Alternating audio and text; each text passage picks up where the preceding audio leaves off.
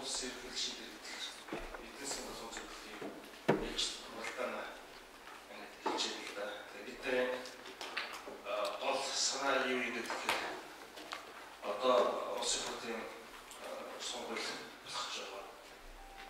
Түүнд холбогдуулаад Монгол улсын эдийн засгийн 11 оны гүйцэтгэл энэ оны чек хандлага тэгээд 12 оноос 16 оны хооронд бид ямар шүү эдийн засгийн үзүүлэлттэй байх талаар мэргэжлийн байгууллагуудын оролцоотой хэлцүүлэлт хийгээд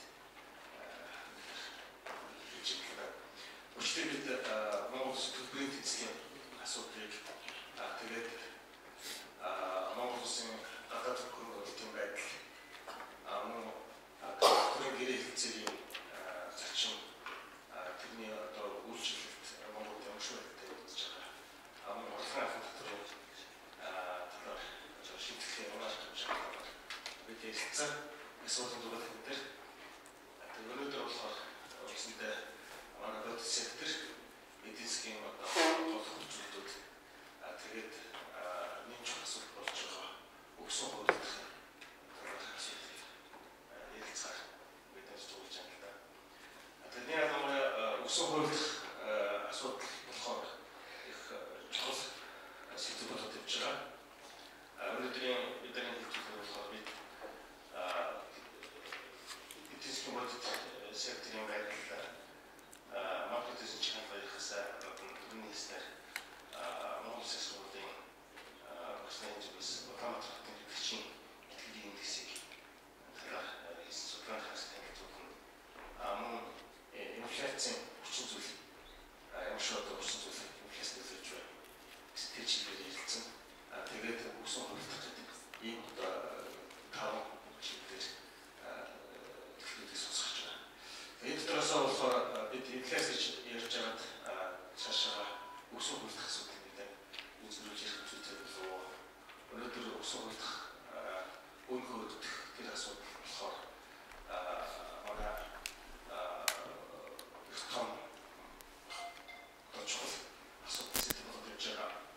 Инфляцийн хүчин зүйл дээр болохоор өгсөн хөрөлдөх үн өсөх тэр асуудал нэлээд том хүчин зүйл болсон гэж бид үзэж байгаа.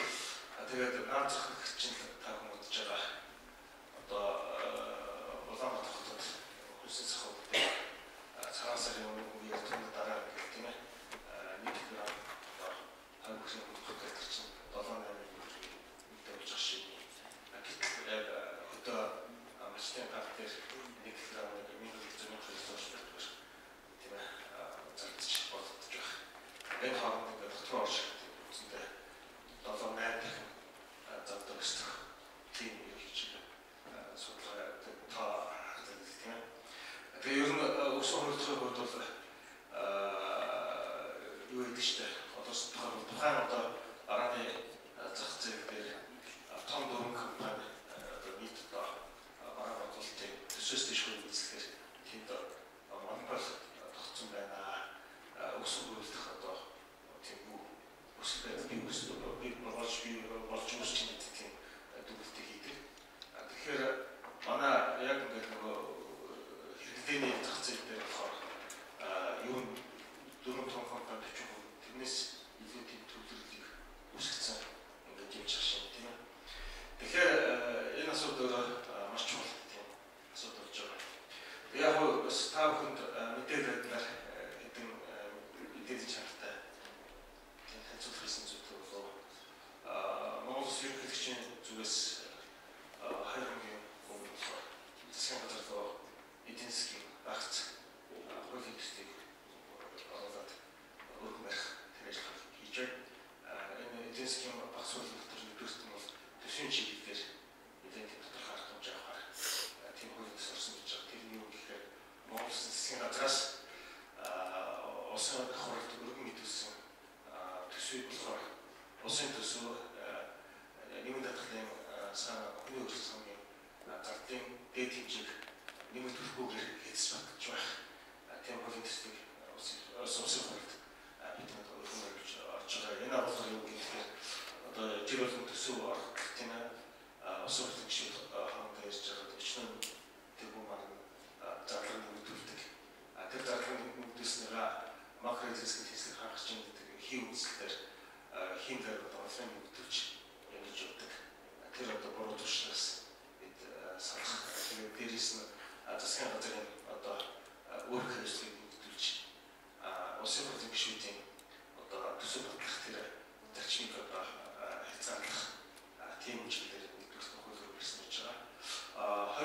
сүүлийн эсвэл доторх хуулинд өөрчлөлт болж байгаа.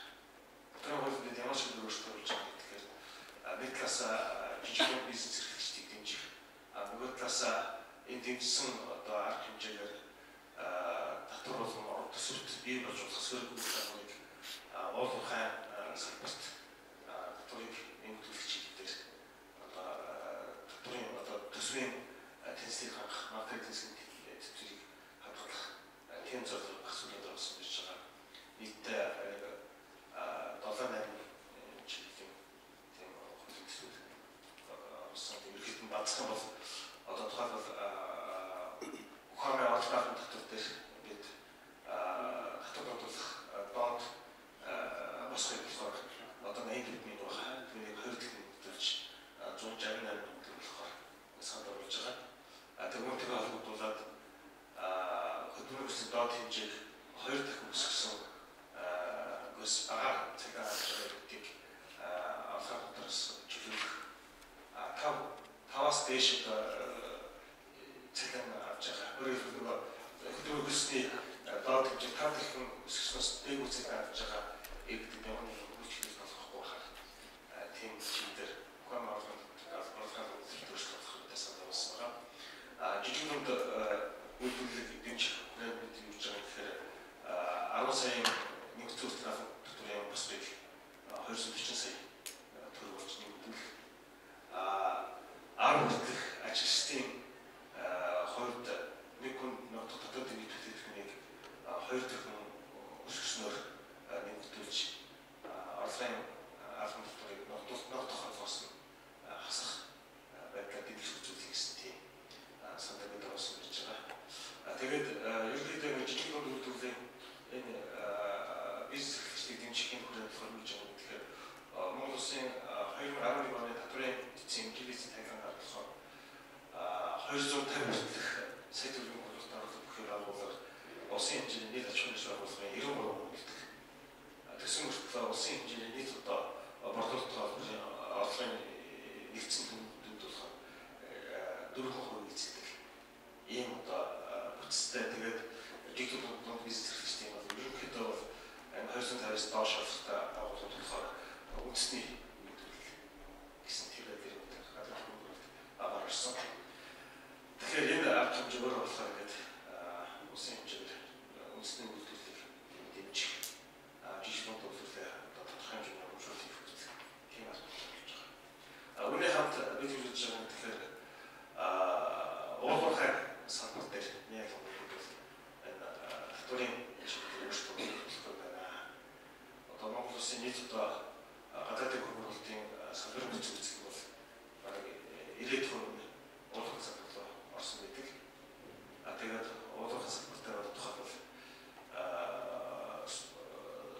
Монгол Улсын нийт экспортын 90-95% өндөр уулуурхай гэж байгаа. Одоо уулуурхай тухайлбал нэг зүйл боловч тэг гэсэн хуваар татвар нотгоол буюу экспорт бол тодорхой чөлөөлөгдөж экспортын одоо нөхцөлөнд татваргүй гэж хэлж байгаа. Түүнээс гадна тав мэдж байгаа манай одоо сүүлийн өнгөрсөн 2010 оны улсын хөтөлбөр одоо шинэ хүн дотоод нэгтгэх болон нэгтгэж авах ашиглаж байгаа.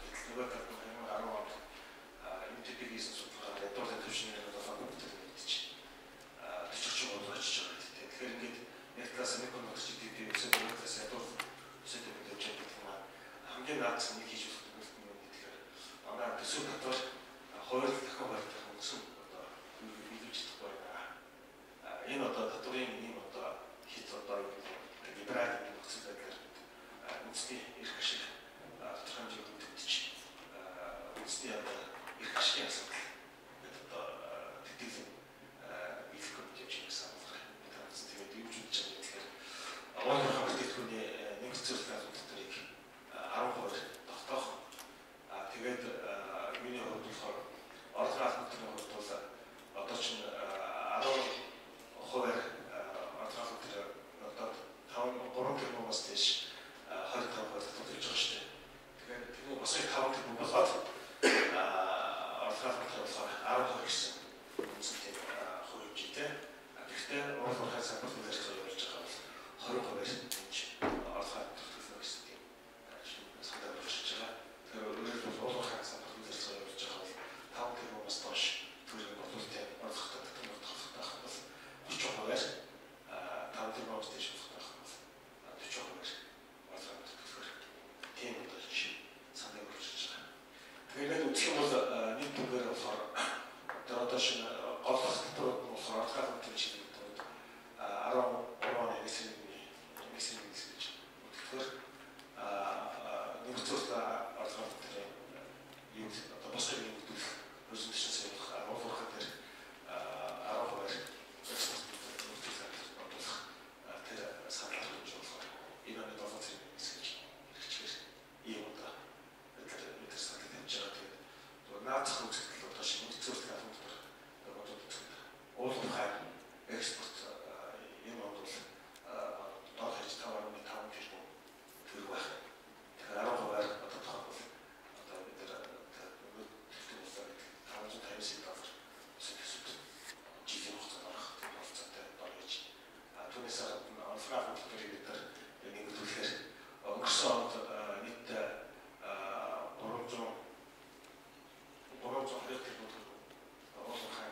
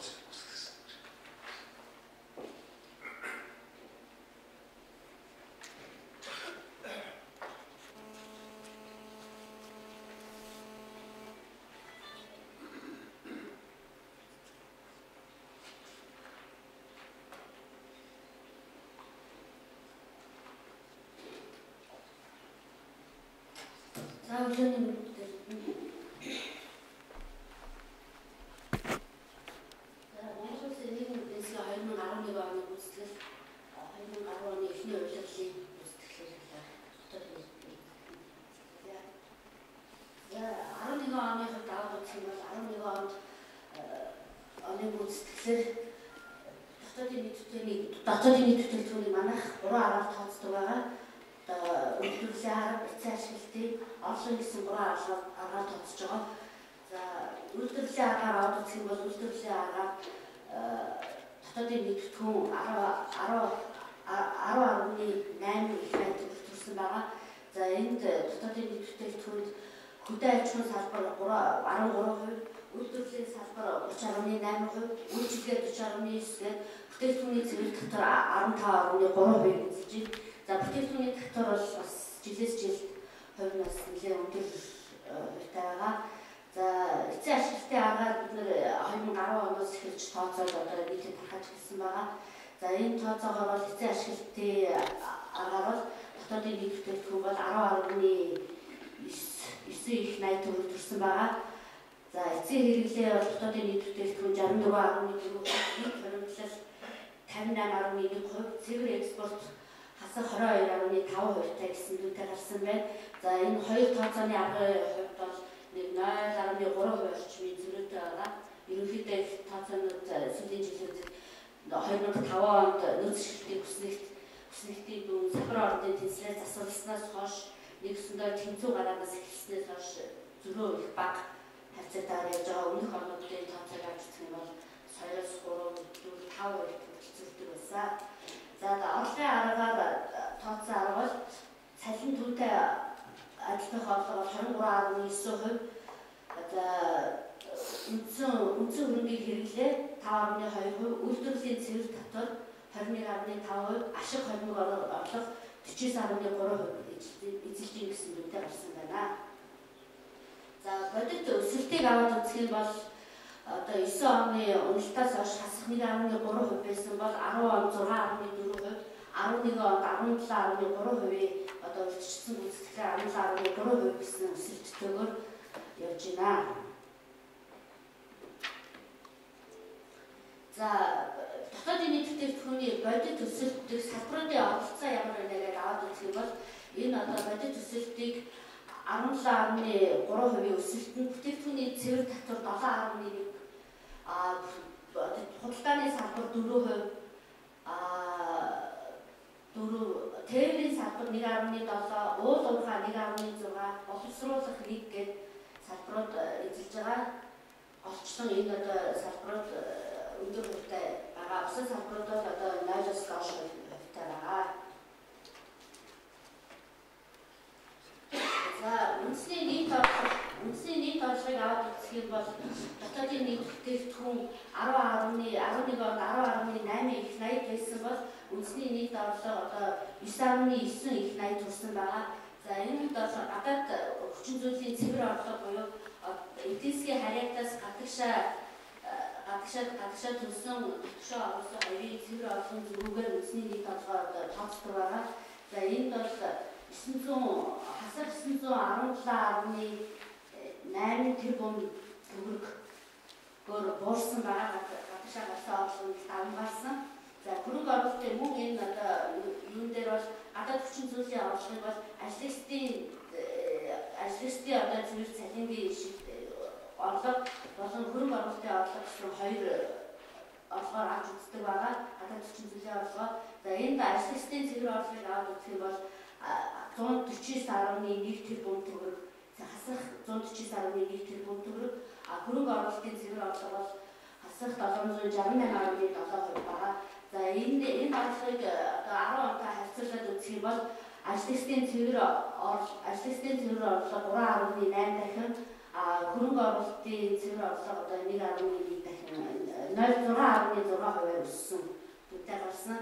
Нийт үндэсний нийт орлого бол өмнөх оноос 2010 оноос 29.5%-аар өссөн үнэтэй байна.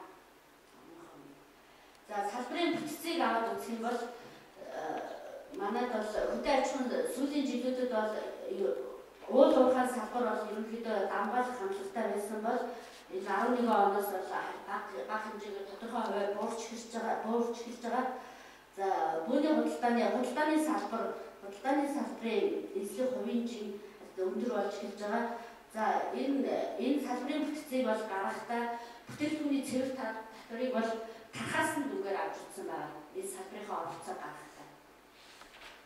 За хөдөө аж ахуйн салбар дотоодын нийт бүтээгдэхүүнд 10 онд 14.3% эзэлж байсан бол 11 онд 13%, уул уурхай 23.6%, 10 онд байсан бол 21.7%. За худалдааны салбар 15.6%-ийг 10 онд эзэлж байсан бол 18.9% болтолтой өссөн байгаа. За татварын ачааллыг аваад үзэх юм бол татварын ачаалал үйлдвэрлэлийн болон бүтээгдэхүүний цэвэр татвар дотоодын нийт бүтээгдэхүүнд хичнээн хэмжээний хувь эзэлж байна гэдгийг аваад үзэх юм бол татварын ачаалал бол 2009 оноос хойш нэлээд өсөлттэй гарч байгаа. 2009 онд 24.6% байсан бол 2010 онд 31.6, 2011 онд 33.6. Одоо энэ татварын ачаалал гэдэг маань татварын орлогын дотоодын нийт бүтээгдэхүүнд эзлэх хувь байгаа. За үйлдвэрлэлийн татварыг аваад үзэх юм бол үйлдвэрийн татвар мөн ижилхэн 9 оноос хойш өсөлттэй 9 онд 15.5%, 10 онд 21.5%, 11 онд 22.3% хэмжээгээр татварын хэмжээ өссөн байгаа. За бүтээгдэхүүний татварыг аваад үзвэл мөн ялгаа байхгүй 10 оноос 12.4-өөс 16.1% болтлоо өссөн зүгтээр харагдаж байна. За дотоодын нийт бүтээгдэхүүн одоо үндэсний нийт орлогыг 2005 оны зэрэгцүүлэх хүнээр аваад үзэх юм бол дотоодын нийт бүтээгдэхүүн зэрэгцүүлэх хүнээрээ 4.9 их 80 төгрөг байсан байхад одоо үндэсний нийт орлого бол зэрэгцүүлэх хүнээр 4.5 их 80 төгрөг төрсэн байгаа. За дотоодын нийт бүтээгдэхүүний цэвэр өсөлт 17.3% байхад үндэсний нийт орлогын өсөлт 18%-тай одоо 2.7% пункт дээр тийм 1.7 пункт 0.7 пункт дээр зэрэгтэй нэлээ дотоодын нийт үндэсний нийт орлогын цэвэр өсөлт бол дотоодын нийт бүтээгдэхүүнээс үлэмж доогуур байсан бол энэ онд бол их ойролцоо гэсэн үнэтэй гарсан байгаа.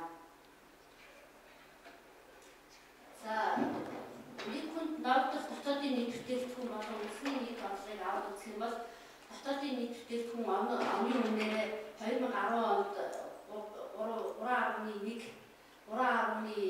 3.1 мянган төгрөг байсан бол энэ онд одоо 3,886.7 мянган төгрөг болсон байгаа. За 2005 оны зэрэгцүүлэх хүнээр аваад үзэх юм бол 2005 оны зэрэгцүүлэх хүнээр 1.5 мянган төгрөг байсан бол одоо 1.7 мянган төгрөг болж 1.2 мянгаар 0.2 мянгаар өссөн байна. За дотоодын нийт бүтээгдэхүүнийг мөн үндэсний статистикийн хорон одоо Дэлхийн банкны атласын аргаар тооцдог байгаа. За энэ атласын аргаар тооцсон дотоодын нийт бүтээгдэхүүнийг ам доллараар шилжүүлж нэг хүнд ногдох дотоодын нийт бүтээгдэхүүнийг тооцоход 2010 онд одоо 2.1 ам доллар байсан бол одоо 2.6 ам доллар болж нэмэгдсэн байна. 0.6%-аар 0.6 пункт 6 мянгаар. За 2000 дотоодын нийт бүтээгдэхүүн зэрэгцүүлэх хүнээрээ 2005 оны зэрэгцүүлэх хүнээр бол 1000 ам доллар байсан бол 1155 болж өссөн дүнтэй байна. За үндэсний нийт орлогыг нэг хүнд ногдох оны үнээр наж үзэх юм бол 2.7 мянган төгрөгөөс 3.5 мянган төгрөг болж өссөн. За зэрэгцүүлэх хүнээрээ 3.4 мянган төгрөг байсан бол одоо 1.6 мянган төгрөг болж өссөн үнэтэй гарсан. За үндэсний нийт орлогыг оны үнээр ам доллараар авч одоо ам доллараар шилжүүлж авч үзэх юм бол 10 онд 1.9 ам доллар байсан бол 11 онд 1.3 болж 0.5%-аар 0.5 ам доллараар одоо буурсан байгаа. За үндэсний 5 оны зэрэгцүүлэх хүнээр үндэсний нийт орлогыг авч үзэх юм бол 923 доллараас одоо 1057 болтлоо өссөн үнэтэй гарчээ. Өвчсөн үзлээ. За дотоодын нийт бүтээгдэхүүний эцсийн ашиглалтын аргаар аваад үзэх юм бол эцсийн ашиглалтаар дотоодын нийт бүтээгдэхүүн одоо 10.9 их найт төгрөг өссөн байгаа. За үүнд бол хамгийн гол эцсийн ашиглалтын арга дээр одоо хамгийн их өндөр хувийн эзэлдэг одоо бүрэлдэхүүн хэсэг нь бол эцсийн хэрэглээ гэдэг. За энэ эцсийн хэрэглээ бол 7 их найдад хүрсэн байна. За өмнөх оноос бол өмнөх он 5.6 байсан бол 1.6 одоо их найдаар өссөн дүнтэй байна. За эцсийн хэрэглээнд бол өрхийн аж ахуй хэрэглээ бол одоо хамгийн гол байр суурийг эзэлдэг. За эцсийн хэрэглээ 5.5 их найдад хүрчээ. За төрийн удирдлагын байгууллагын хэрэглээ бол 1.4, төрийн бүс байгууллагын хэрэглээ 81.1 тэрбум төгрөгтэй байна. За хуримтлал бол нэг эцсийн хэрэглээний бүтцэд бол нэг 40-50 орчим хувьтай байдаг. За энэ 40-50 орчим хувьд эзэлдэг одоо нийт хуримтлал 6.3 их найдад хүрсэн байна. За энд бол үндсэн хөрөнгийн нийт хуримтлал 5.3 их найд, материалын эзэлтийн хөрөнгө 1.1, за үнэт зүйлсийн хөрөнгөлгээд 0.2 тэрбум төгрөг. За цэвэр экспортын хувьд аваад үзэх юм бол экспортын хэмжээ бол импортын хэмжээ бол жилээс жилд маш их нэмэгдэж байгаа. За ялангуяа сүүлийн жилүүдэд 10 онд бол одоо тоног төхөөрөмжийн импорт их байр суурь эзэлсэн 10.1 онд тоног төхөөрөмжийн импорт их болсон байр суурь эзэлсэн байдаг. За бараа үйлчлэгийн импортын дүнгээрээ 5.2 их найдаас 9.3 их найдыг 4.1 их найдаар бас импортын хэмжээ өссөн байгаа. За экспортын хэмжээг аваад үзэх юм бол 4.6-аас 6.9 хүртэл өсжээ. Тэрбум төгрөгтэй өссөн байгаа. За энэ оны үнээрээ дотоодын нийт бүтээгдэхүүн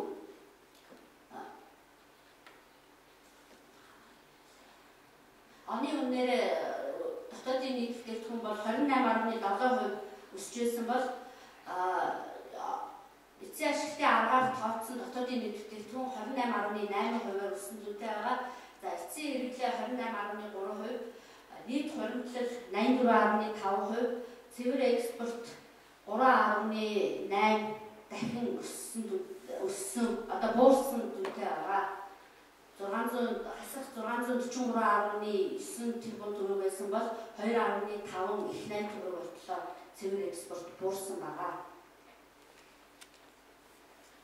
За эцсийн хувьд аваад үзэх юм бол эцсийн хэрэглээ бол 64.4%, нийт хуримтлал 58.1%, цэвэр экспорт одоо хасах 22.5% байгаа. За цэвэр экспорт экспортоо давангаас импорт их хийгдэж байгаа. Цэвэр экспорт одоо 63.1%, экспортын хэмжээ бол 63.1% зэрж байхад импорт бол 85.1 гээд одоо зөрүүгээр хасах 22.5 гээд импортын хэмжээ бол экспортоос нь давангаас нь дүрдээ сүүлийн жилүүдэд банк 2006-7 оноос хойш импорт бол давангаас нь байгаа. За эцсийн хувьд аваад үзвэл сайн хэлсэн тийм 2005 онд бол хасах цэвэр экспорт хасах 4.1% байсан бол одоо 2011 онд хасах 22.5, 2005 онд нийт хуримтлал 37.5%-ийг эзэж байсан бол 2011 онд 58.1, эцсийн хэрэглээ 67.3% байсан бол одоо 64.4%-ийг эзэлдэг болсон байна. Оны үеэр. За дотоодын нийт бүтээгдэхүүнийг эцсийн ашигтай аргаар зэрэгцүүлэх хүнээр аваад үзэх юм бол 4.9 их 80 байгаа. За 17.3% өсөлттэй үйлдвэрлэлийн аргатаараа ижилхэн 17.3% өсөлттэй байгаа. За үүнд бол эцсийн хэрэглээ бол 14.4%, нийт хуримтлал 62.5% өссөн одоо гол нь нөлөөсөө.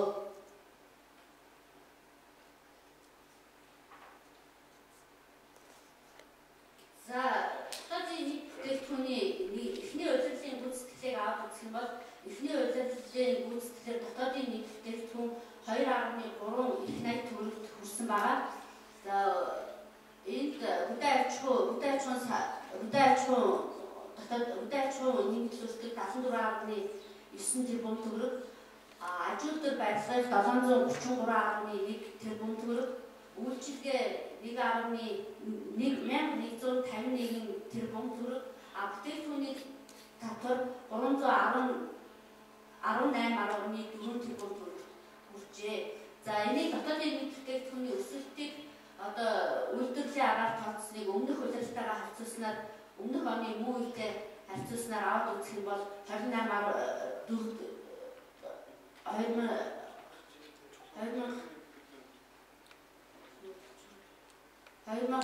эхний одоо дөрвөн удирдлагын байдлаар аваад үзэх юм бол 2011 оны байдлаар 28.7% өсөлттэй болсон байна. За үйлдвэрлэлийн аргаар тооцсон дотоодын нийт бүтээгдэхүүнийг 2005 оны зэрэгцүүлэх хүнээр үнэлэх юм бол дотоодын нийт бүтээгдэхүүн 980.2 тэрбум төгрөгт 2012 оны 1-р удирдлагт хүрсэн байна.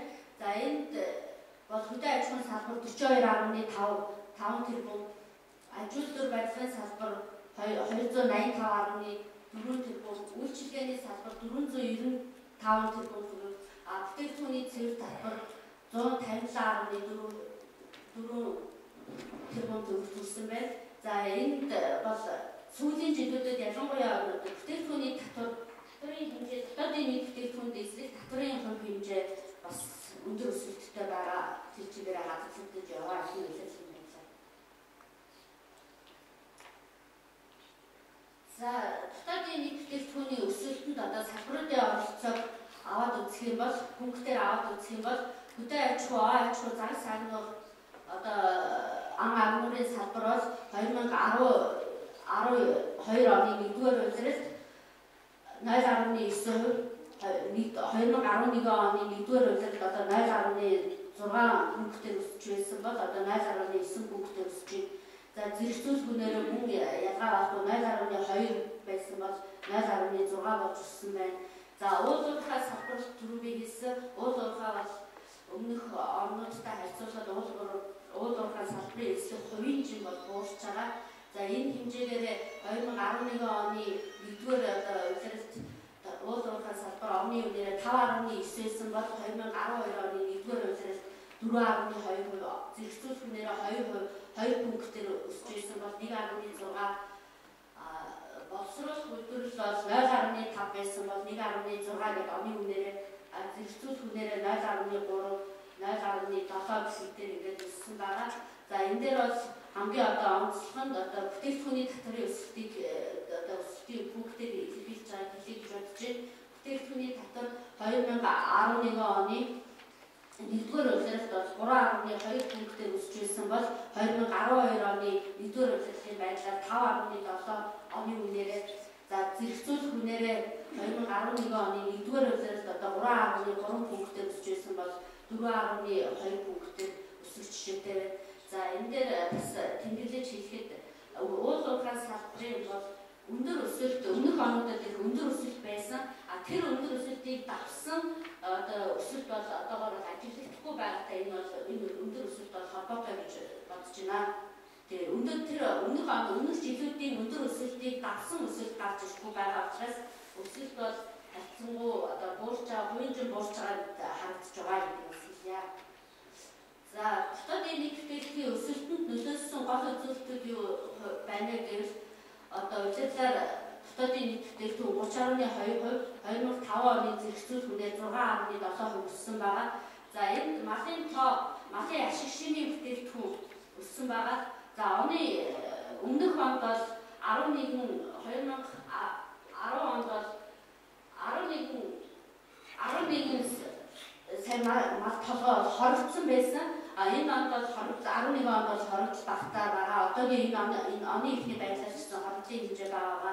Оны эцсийн мал бол 40.5 сая толгойд 11 онд хүрсэн байгаа. Цэвэр өсөлт бол 4.2 сая толгойгоор явж байна. За нүүрс олборт бол 6 сая тонноос 6.6 сая тонноос 10.4%-аар өссөн. Хүнс удаа үйлдвэрлэлийн салбарт 14.8%. Импортын хэмжээ өөрөө 1.1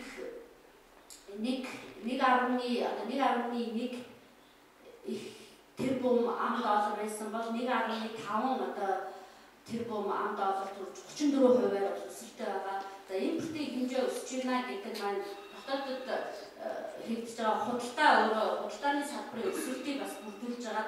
За импортын хэмжээ өссөн гэдэг маань бас эргээд бүтээгдэхүүний татварын өсөлтөнд эргээд нөлөөлж байгаа. Бүтээгдэхүүний татварын хэмжээ энэ өндөр өсөлттэй гараад байгаа нь эргээд импорт өөрөө өндөр байгаа учраас бараг импортын хэмжээ 2 дахин бараг шахам өссөн үнэтэй байдаг. За дотоод худалдааны хэмжээ бол 696.6 тэрбум төгрөгөөс 1024.3 тэрбум төгрөг 47% өсөлттэй.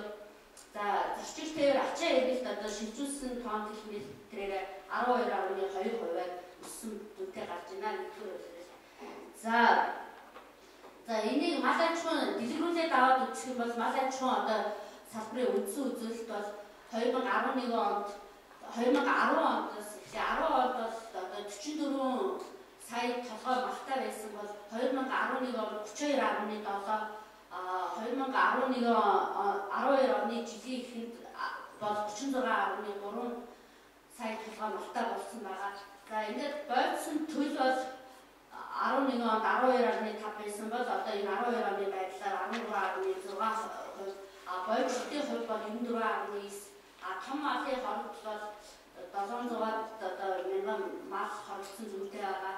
За хүнсэнд хэрэглэсэн мал бол тогтмол ер нь 8-аас 11 сая толгой мал дотор ирэлтэй. За энэ 10 оны 1-р улирлын тооцоогоор бид нэр 9 сая толгой малыг хэрэглэсэн гэж тооцсон байгаа. Оны эцсийн мал бол одоогийн байдлаар 40.5 болохны гэсэн урьдчилсан тооцоод энэ оны төсөв 40.5 сая толгой мал хүрхнэ гэсэн тооцоодоор байгаа. Цэвэр өсөлт нь бол 4.2 сая. За газар тариалангийн урсгалыг бас энэ урьдчилсан оны жилийнхаа урьдчилсан төв тооцоо салбар удирдлагын тооцоонд хувааж тооцоо байгаа. Энэ тооцоогоор бол үр тариа бол одоо 458.9 мянган тонн аав, төмс бол 203.1. За хүнсний ногоо 11.9% өсөлттэй байхаар ингэж тооцож хийсэн байгаа. За ажилтны салбарын нийт үйлдвэрлэлт бол 2005 оны зэрэгцүүлэх хүнээр аваад үзэх юм бол 2011 оны нэгдүгээр нэгээс хоёрдугаар улиралд бол 10-аас дээш хувийн өсөлт 2010 оны ихэд бол одоо нэгдүгээр улиралд 15.1% өсөжсэн бол тэр өсөлтийг давсан өсөлт бол одоогоор ажиглагдахгүйгээр бяцангугаар буурсан одоо 7.8% та тэр өсөлтийг давсан уул уурхад бол өсөлт ажиглагдахгүй байгаа гэсэн үгтэй байгаа. За боловсруулах салбар бол 2012 оны 1-р улиралд бол 2005 оны зэрэгцүүлэх хүнээр 12.5% та цахилгаан дулаан усан хангамжаас 7.6% гэсэн үгтэй ажилтны салбарын одоо нийт өсөлт бүгээрээ 8.9% гэсэн үгтэй гарсан. За уул уурхай салбарын одоо энэ 7.7% өсөлтөнд бол нүүрс сүүлийн жилүүдэд бол одоо 10 оноос эхлээд нүүрс олборлолт гадшаа гарч байгаа нүүрсний хэмжээ бол нэлээд нэмэгдэж байгаа. За өмнөх 11 оны 1-р улирлаас 10.4%. За газрын тосны үйлдвэрлэлт бас 65.2% өссөн. Энэ бол 10 оноос эхэлж өсөлт өндөр өсөлт бол ажиглаж эхэлсэн байгаа. За засгийн баяжмал бол агуулгаараа 35% агуулгатай засгийн баяжмлын хувьд аваад үзэх юм бол 2012 оны 1-р улиралд 82.7 мянган тонн 87.2 мянган тонныг бол олборлож өмнөх оноос бол 12.1% өсөлттэй, молибден бол 0.2% өсөлттэй. За алтны хэмжээ бол олборлолтын хэмжээ бол буурсан байгаа.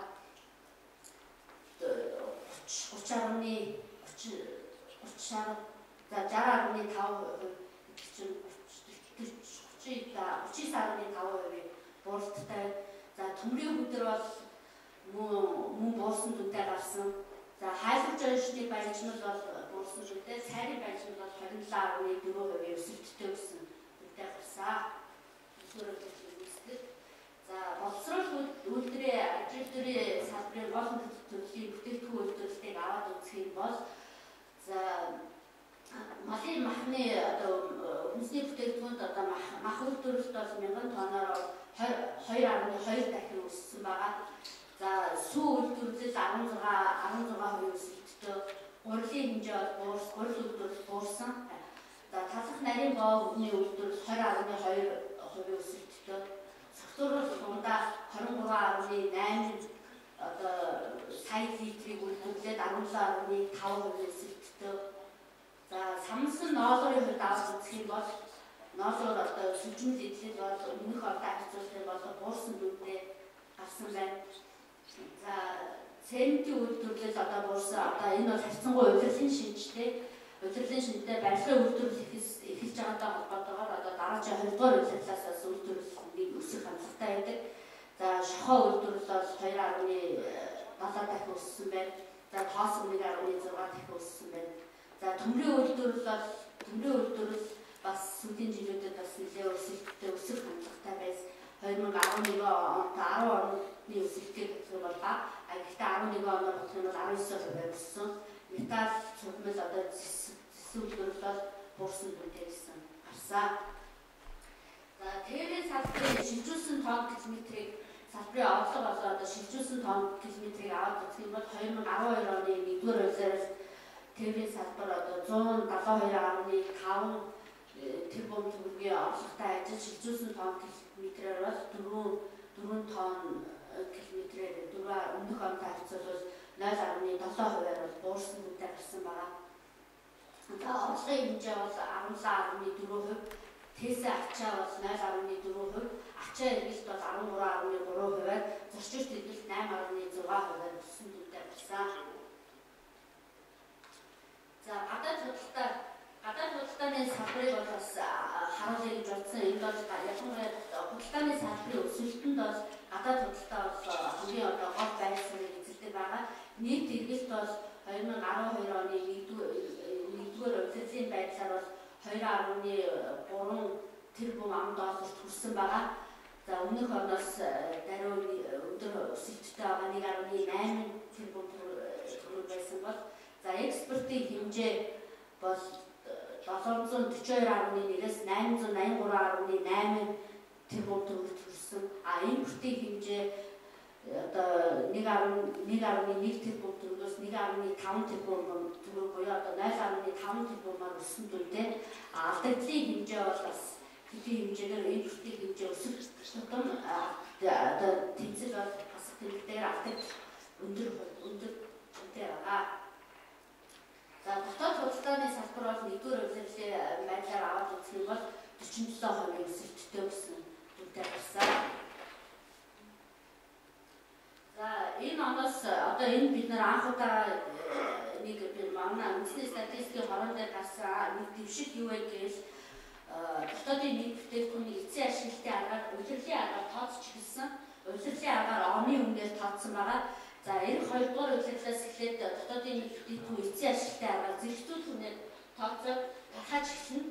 За энэ тооцоо анх хэрэглэгчдэд тавьж байгаа хөлбөр байгаа. Одоо та нарт анхны удаага танилцуулж байгаа үйлдвэрлэлийн эцсийн ашиглалтаар тооцсон удирдлагын бүтээгдэхүүн бол анх удаага хэрэглэгчдэд татаж байгаа энэ тоо явж байгаа. За энэ тоог энийг аваад үзэх юм бол энэ 2012 оны 1-р удирдлагын байдлаар одоо 2.3 их найт төгрөгт хүрсэн байгаа.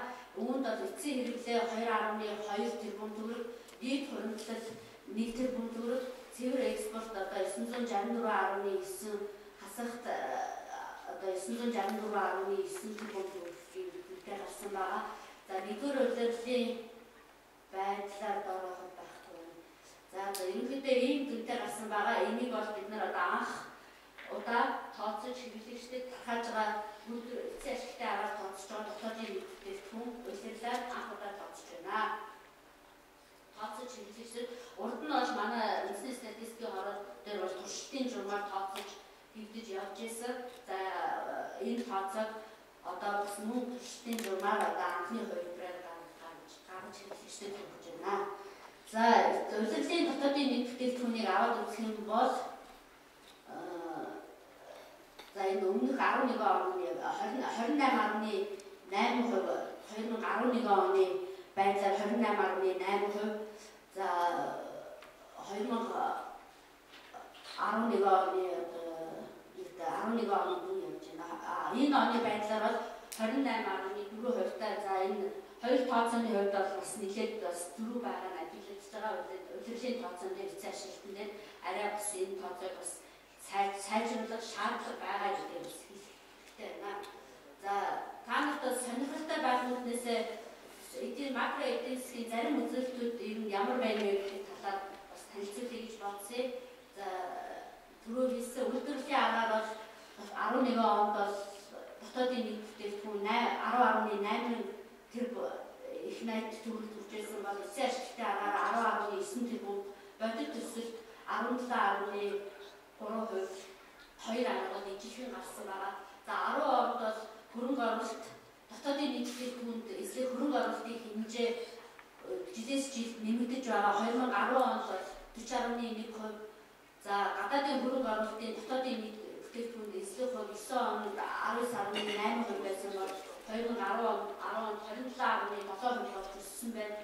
За гадаад секторын хувьд аваад үзэх юм бол экспортын бодит өсөлт, импортын бодит өсөлт бол 10 онд экспорт 6.8 байсан бол 11 онд 27.6%.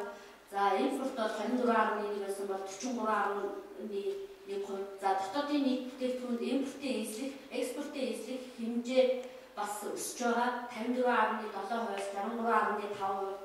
Импортын хэмжээ 62.4-өөс 82.6%. За импортын дотоодын нийт бүтээгдэхүүнд харьцуулах хэмжээ бол экспортоор бодох юм бол өндөр хувийн жиг эзэлж байгаа. Цэвэр экспорт бол бас одоо сүүлийн жилүүдэд одоо өсөх хандлагатай. Ялангуяа өнгөрсөн бол импорт бол их амгаалсан учраас хасах тоогоор хасах 22.7% эзэлсэн үнэтэй гарсан байна. За санхүү мөнгөний секторын үзүүлэлтүүдийг дотоодын нийтлэлээр түүний хацааг одоо авах гэх юм бол 37.1 төсвийн орлого бол 37.1-ээс 40.6, төсвийн зарлага 30.6-аас 44.4, тэнцэл нь 0.5-аас хасах 3.6 алдагдaltaй болсон. За засгийн газрын өөр 27.5 байсан бол 24.5 бол буурсан байна. За орлого татврын орлого 31.9-ээс одоо 33.6 гэдэг энэ бол татврын ачаалал байгаа тийм. Урсгал зарлага бол 26.8-аас 29.9 болж өссөн. За хөрөнгөний зардал 7-оос 9.9, эргэж төлөгдөх цэвэр зээл хотоодын нийт бүтээгдэхүүн 2.8-аас 4.5, эргэж төлөгдөх гадаад цэвэр зээл бол 0.6-аас 1.1 буурсан. За M2 одоо мөнгөний нийлүүлэлт бол 55.6-аас 59.3 болж өссөн байна. За ханш бол одоо харьцангуй 2012 оны жилийн дундаж ханш бол 11 оноос буурсан. 1265.46-аас үнэтэй гарч ирсэн байна гэдэг нь одоо сонирхолтой талаас нь танилцсан байна.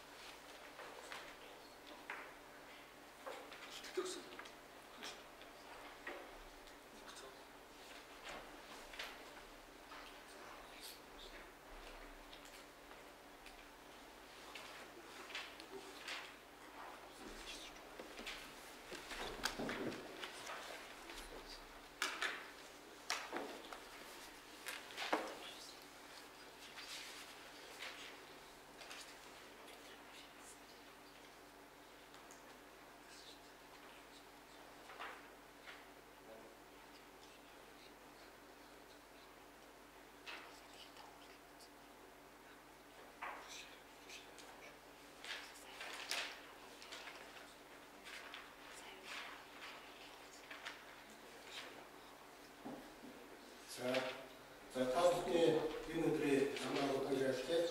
Өнөөдөр таахгүй Монгол Улсын эдийн засгийн одоо хугацааны хангалтын талаар товч мэдээллийг за энэ маань үндсэндээ их маань гурван төвч хэсэг болж байгаа. За эхний хэсэг нь макро эдийн засгийн хугацааны хангалт зөвшөөрөх мэдлэг мэдээлэл. За энэтэй уялдаад ер нь хугацаанд ямар төрөл сөрөлтүүд одоо боловч онцгүй гэдгийг тодорхойлсон байгаа. Тэгээд дунд хугацааны бодлого зөвлөлтүүдээс эцэст таагүй тавьлаа.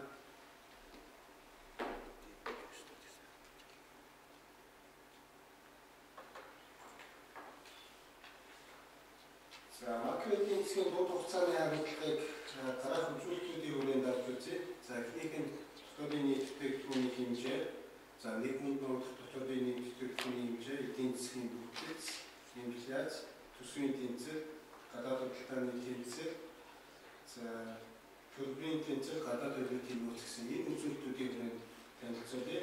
За энэ хүн график дээр ерөнхийдөө 2006-аас 15 он гэхэд Монгол Улсын дотоодын нийт бүтээгдэхүүний эдийн хэмжээ өсөж байна вэ гэдгийг харуулсан байгаа. За үүнтэй уялдаад төсвийн тэнцвэржүүлсэн орлогын төсвийн хэмжээг авч үзүүлсэн.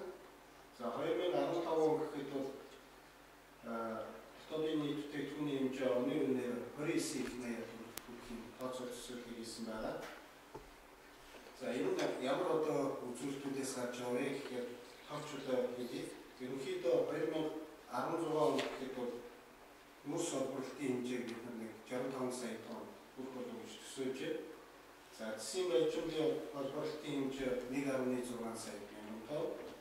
За албаны олборлтын хэмжээ 45 мянган тонн 45 тонн хүрнэ гэж энэ төсөөллийг бол хийсэн байгаа. За дараагийн зүйл нэгэн бол дотоодын нийтдээ хэмжээ бол эдийн засгийн бодит өсөлтийг харуулж байна. За уулуурхайн салбарын өсөлттэйгээр холбоотойгоор дунд хугацаанд эдийн засгийн өсөлт бол нэлээд өндөр хэмжээнд байхаараа за жил дунджаар 14 орчим өснө гэж бид тооцоолж байна. За 2013 оны үед бол эдийн засгийн өсөлт 19.3% төрн. Ялангуяа уялдаа маань төслийн үйл ажиллагаа 2013 оноос эхлээд үйлдвэрлэхээр байгаа. За энэтэй үед нэлээд өндөр хэмжээнд төрн. За 2013 он гэхэд нэгэн донд дотоодын нийт бүтээгдэхүүний хэмжээ 5,000 доллар тооцоо байна. За энэ хэмжээ 15 он гэхэд 8,000 доллар төрнэ гэсэн тооцоо төсөөлөд гаргасан. За эдийн засгийн өндөр өсөлт гараад эдийн засаг маань ингээд цааш хурдтай өрчөж эдийн засгийн бүтц маань яаж өөрчлөгдөх вэ гэдгийг бас ерөнхийд нь авч үзлээ. За ерөнхийд бол ялангуяа одоо уулуурхайн салбарын өсөлттэй холбогдуулаад хөдөлгөөн салбарын эдийн засгийн эзлэх хувийн нэлээд багасхын тал ажиглагдж байна. За хөдөлгөөн салбарыг эрчимжүүлж байгаатай холбогдуулаад аж үйлдвэрийн салбарын хэмжээс нэмэгдэх юм хандлага гарч байгаа. За энийг бол 2005 оноос 16 он ерөнхийдөө 12-оос 16 он бол манай одоо хорооны хийсэн прогноз тооцоо төсөөл гэж ойлгож байна. За өмнөх одоо үзүүлэлтүүд бол үндэсний статистикийн орноос гаргасан одоо хүсэлтийг бид авч ашигладаг байна. За инфляцийн хэмжээ, за эдийн засгийн өндөр өсөлт, за эрэлтийн нэмэгдэж байгаа энэ зүйлтэй уялдаад бол инфляц бол дунд хугацаанд өсөх юм хандлага бол дарамт бол нэлээд их байна.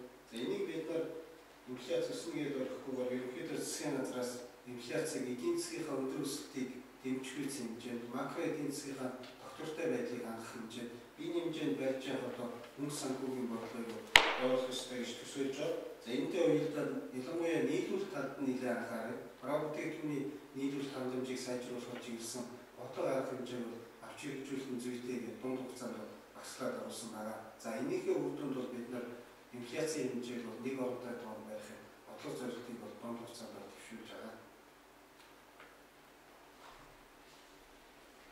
За төсвийн тэнцлийн тоогийг харуулж байна. Ерөнхийдөө төсвийн доктортой байдлын тухай хууль батлагдаад энэний зүйн заалтууд бол 13 оноос эхлээд нэлээд сайн хэрэгжиж эхлэх байгаа. За энэтэй уялдаад ялангуяа төсвийн хэд хэлэх юм байдал тодорхой хэмжээгээр хязгаарлагдах юм байдал ажиглагдана. За 2013 онд бол төсөв алдагдaltaй 2014 оноос эхлээд 15 он гэхэд бол төсөв бол ашигтай ажиллагааг бид төсөөлж тооцоолтыг бол гаргасан байна.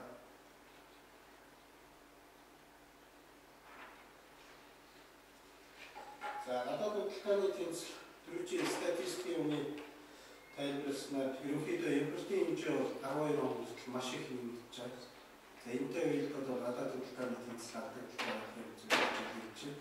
За томоохон төслүүдийн маань ерөнхийдөө бэлтгэл ажил 12 он гэхэд хийгээд хангагдаад 13 оноос үйл ажиллагаа эхэлж байгаа учраас экспортын хэмжээ нэлээд их нэмэгдэнэ. За энэ утгаараа 13 оноос эхлээд дунд хугацаанд гадаад удирдлагын тэнцэл бол ашигтай гарахын төсөөл тооцоолсон байна. Ерөнхийдөө экспортын хэмжээ бол нэлээд дарамгаарч явах ийм байдал дунд хугацаанд ажиглагдж байна.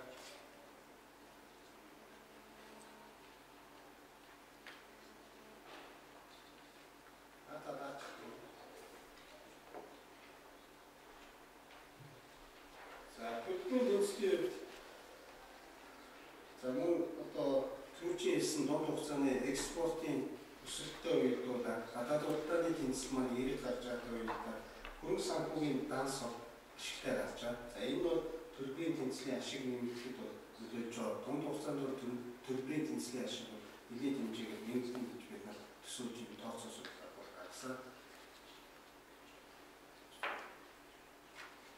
За валютын нөөцийн хэмжээ бол дунд хугацаанд нэлээд их хэмжээгээр нэмэгдэхээр байна. За тухайлбал 2015 он гэхэд гадаад ойлголтын нөөцийн хэмжээ 13.4 тэрбум амд тооцоод төсөөлөө. За энэ бол импортын 57 оны хэрэгцээг хангах хэмжээнд хүрнэ гэж төсөөлж байна. Тэгэхээр ерөнхийдөө төгрөгийн ханшийн шангах байдал дунд хугацаанд ажилладаг. Төгрөгийг судруулахгүй байх бодлого арга хэмжээг олцоод өрн дунд хугацаанд хангагдана гэсэн төсөөлж байна. За энэ хоёрдугаар хэсэг дунд хугацаанд эдгээр макро эдийн засгийн нөхцөл байдал учирч болох ямар эрсдэл солилцоод байна вэ гэдгийг тавьж тодорхойлж авч үзлээ. За дэлхийн эдийн засгийн байдал дунд хугацаанд нэлээд тогтож болзошгүй гэсэн тооцоо төсөөллийг дэлхийн судалгааны байгууллага гаргасан байна. За 2009-оос 2013 оны эдийн засгийн дэлхийн эдийн засгийн үзүүлэлтийг тавхан харуулж байна. За суур хөлбөрөөр ерөнхийдөө 12-оос 13 онд дэлхийн эдийн засгийн 4 орчим хувь өсөхийн төсөөлөл. За энэ суур хөлбөрөөс доошо хэлбэлцэж байгаа хэлбэлцэл нь бол 2-оос 6 гэсэн хувийн хооронд хэлбэлцэх юм байна. Өөдрөг хөлбөрөөр аваад үзэхэд бол 6 орчим хувь өссөн. За доод хөлбөрөөр аваад үзэхэд бол дэлхийн эдийн засаг 2013 онд 2 орчим хувь өсөх гарна гэсэн тооцоо төсөөлөл гаргалаа. За дээд хөлбөрт ямар үзүүлэлтийг авч үзэх вэ гэхээр ерөнхийдөө хөрөнгө оруулалтын хэмжээ нэлээд их хэмжээгээр нэмэгдэх. Газрын тосны эрсдэл буурна. За Европын холбоо маш хүчтэй бодлогосон эдийн засаг макро эдийн засгийг тогтворжуулах чиглэлээр нэлээд оновчтой хүчтэй бодлого хэрэгжүүлэх нь бол энэ үр дүнгээр гэж төсөөлсөн байна. За доод хөлбөрийн хувьд бол яг үүнийхээ ерөнхийдөө эсрэг Европс хямрал цаашаа үнэлгийг газрын тосны өндөр тийм бондын зах зээл буур их мэтлээ үзүүлэлтүүдийг авч үзээд энэ асампшныг гаргасан байсан. За 2012 оны дэлхийн эдийн засгийн тайланд бол дараах эрсдлүүдийг бол тусгасан байна. Ерөнхийдөө 5 бүлэг 50 төрлийн эрсдлийг бол энэ тайланд тусгасан байсан. За энэ тайланд гаргахдаа 470 орчим эрдэмтэн судлаачдын санал дүгнэлтийг үндэслэж энэ тайланд гаргасан байсан. За ингээд ерөнхийдөө бол 2013 онд цаашдаа дунд хугацаанд дэлхийн эдийн засгийн болон нийгмийн хүрээний эрсдлүүд тулгархыг магадлал байна. За энийг дараах байдлаар авч үзэж байна. Учрах магадлал хамгийн өндөртэй эрсдлүүд 5 эрсдлийг энэ тайланд тусгасан байсан. Энэ дээр бол эхнийх нь орлогын ялгаатай байдал нэлээд их хэсэг. Төсвийн эдийн засгийн зохистой хэмжээ авдаг. За байгалийн асуудал, цахим ертөнцийн хандлага, усны нийлүүлэлтийн хомсдол энэ 5 эрсдэл бол учрах хамгийн өндөр магадлалтай гэсэн байна. За эднэрийн эрсдлүүдийн үзүүлэх нөлөөллийнхэн адилаар бас дуурайж авч үзсэн. Энд бол дэлхийн голдох санхүүгийн системүүдийн хямрал хамгийн ихэнд орж байгаа. За усны нийлүүлэлтийн хомсдол, хоол хүнсний хомсдол, за төсвийн эдийн засгийн зохистой хэмжээ авдаг. Эрчим хүчний болон хөдөө аж ахуйн бүтээгдэхүүн үнийн хэд бэлдэл гарах гэдэг. Энэ бол маш их нөлөө үзүүлэх юм эрсдлүүд гэж үзсэн. За эндээс ерөнхийдөө хараад үзэхэд бол 2 том эрсдэл хий нийтийн тулгараад байна гэж үзэж байгаа. Манай орны хувьд орлогын ялгаатай байдал олон хэсэг байдал ажиглагдах юм зүйл гарч байгаа. За мөн гадаад дотоод өвчин зүйлүүдээс шалтгаалсан эрчим хүчний болон хөдөө аж ахуйн бүтээгдэхүүний үнийн өсөлтийн асуудал эрсдэл байдалд тооцогдож байгаа.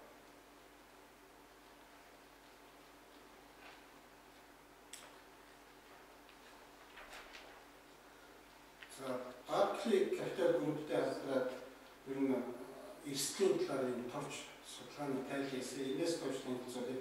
За ихэд бол ерөнхийдөө манай улсын түрүүчийн статистикийн тайлбар дээр шаасан төсвийн орлогот уулуурхай салбарын эслэх хөрөнгө бол асар их нэмэгдэж байгаа. За энэ график дээрээс харахад 1.6 2012 оны байдлаар бол 1.6 их төгрөг бол улсын төсвийн орлого талд нь зөвхөн уулуурхайгаас орж ирж байгаа. За энэ бол нийт орлогын 26 орчим хүнийг эзэлж байгаа. За энийг цааш нь аваад үзэх юм бол 1.6 их наяатын баг 1.5 их наяатын зөвхөн 2 бүтээгдэхүүнээс голдоо хамаарч байгаа гэсэн юм зүйл гарсан байна. Тухайлбал нүүрс зис соёлоос ерөнхийдөө 26% орлогын 24% нь бол энэ хоёроос хамаарч байна. Энэ маань дунд хугацаанд бас төсвийн доктортой байдлыг цааш хадгалахад нэлээд эрсдэлтэй зүйл гэж үзэж байгаа. Эдийн засаг маань цөөхөн эдийн засаг бас хит хамаарч байна гэдэг. Гэтэл төсөв маань эргээд гараад үзэхээр хоёр хүн одоо бүтээгдэхүүнээс орлогын төлөв нэлээд их хамааралтай байдлаар ажиглаж байгаа. Энэ бол бас эрсдэл зүйл гэж бид үзье. За нөгөө талаар түрүүчилсэн орлогын тэгш ус байдал түүнтэй холбоотой сөрөг үзэгдлүүд бол бас эрсдэл байдалд орж байгаа. Тухайлбал одоо Gini коэффициент 2002-оос 3, 7-оос 8, 11 оны байдлаар ингээд тооцоод үзэхэд бол 2002-оос 2003 оны төвшөнд бол Gini коэффициент үндсэндээ байж байгаа. За энэ бол орлогын тэгшээс ялгаатай байдлаар өртөө буурахгүй байгаа. Цааш төсвийн хандлага бол ажиглаж байгаа гэдэг энэ судалгаар харуулсан байна. За нөгөө талаар сүүлийн 5 жилийн оны цэвэр шилжилтийг энэ графикээр харуулж байна. Ерөнхийдөө одоо Улаанбаатар, Өмнөд, Орхон аймагуудад гаднаас шилжих хөдөлгөөн ирсэн. Ялангуяа Улаанбаатар хотод маш их хэмжээгээр шилжих хөдөлгөөн нэгдсэн байна. 130-аар орчим мянган хүн шилжиж ирсэн. За бус аймагуудын хувьд бол дандаа гадагшаа урсгал хэмжээг хийгдсэн. Энэ маань бол яг одоо эдийн засгийн макро эдийн засгийн нэлээд эрсдэл байдлыг үүсгэж төсөөлж байгаа. За энийг бол юу зориулсан бэ? За эдийн засгийн бүтэц экспортын бүтцийн хувьд бол технологийн агуулмж маань өөрөө бас эрсдэл байдлыг үүсгэж байгаа гэж үзсэн. Ерөнхийдөө 90% нь бол ямар ч технологийн агуулмж эсвэл нам технологийн агуулмжтай гэсэн экспортын бүтцийг хааж байгаа. Ерөнхийдөө түүхий давмгасан экспорт цааш манай эдийн засгийн бүтцийг хэрэгжүүлэх, өрөөсгөл болгох энэ чиглэлээр явж байгаа. За энийг ингэж байна. За ингээд дунд хугацаанд төлөвлөж одоо хэрэгжүүлэхээр төлөвлөж байгаа бодлогынхаа арга хэмжээний талаар товчхон танилцуулъя. За энэ үгэнд бол ерөнхийдөө эрсдлээс өссөн сэргийлэх, за ажилтнуудыг эдийн засгийн олон долгуурт бол ажлын байр нэмэгдүүлэх гэсэн дөрвөн бодлогын зорилтыг энэ томьёолж харуулж байна. За энэ хүрээнд ямар одоо арга хэмжээ зүйлүүд авч хэрэгжүүлэх вэ гэхээр ихэнх нь бол учирч болох эрсдлийн талаар шинжилгээг тогтоолж өссөн сэргийлэх арга хэрэгслүүдийг ашиглах.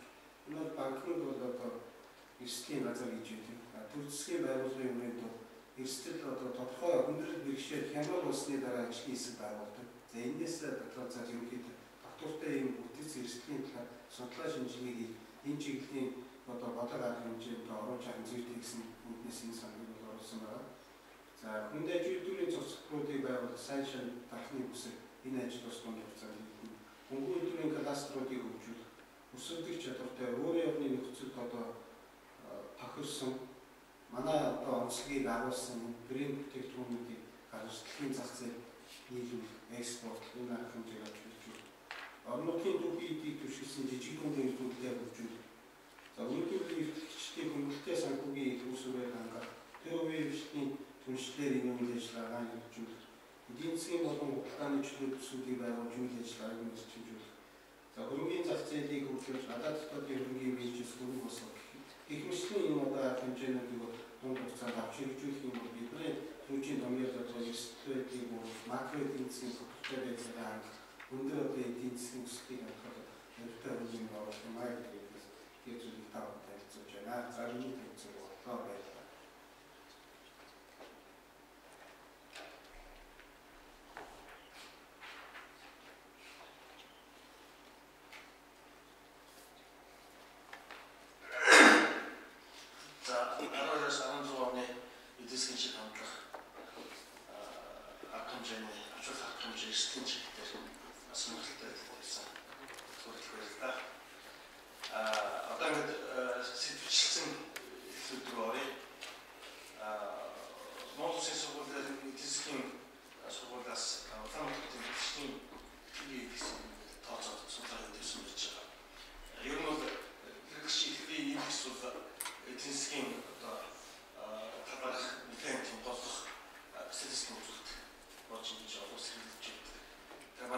Манай тэгээд мөнийс зассан байдаг.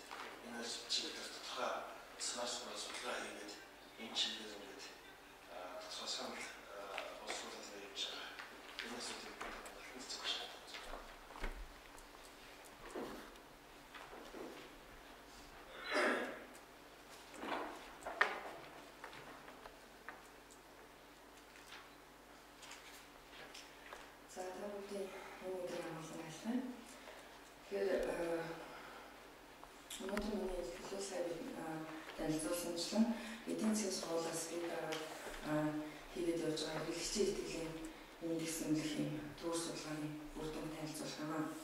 За энэ хэрэглэгчийн итгэлийн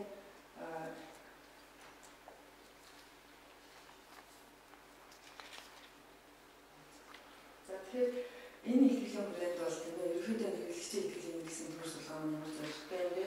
Тэгээд ямар аргачлалаар хийгддэг, ямар асуулга ашигладаг, тэгээд ямар үр дүн гарсан бэ гэдэг талаар та бүхэнд тооч танилцуулъя.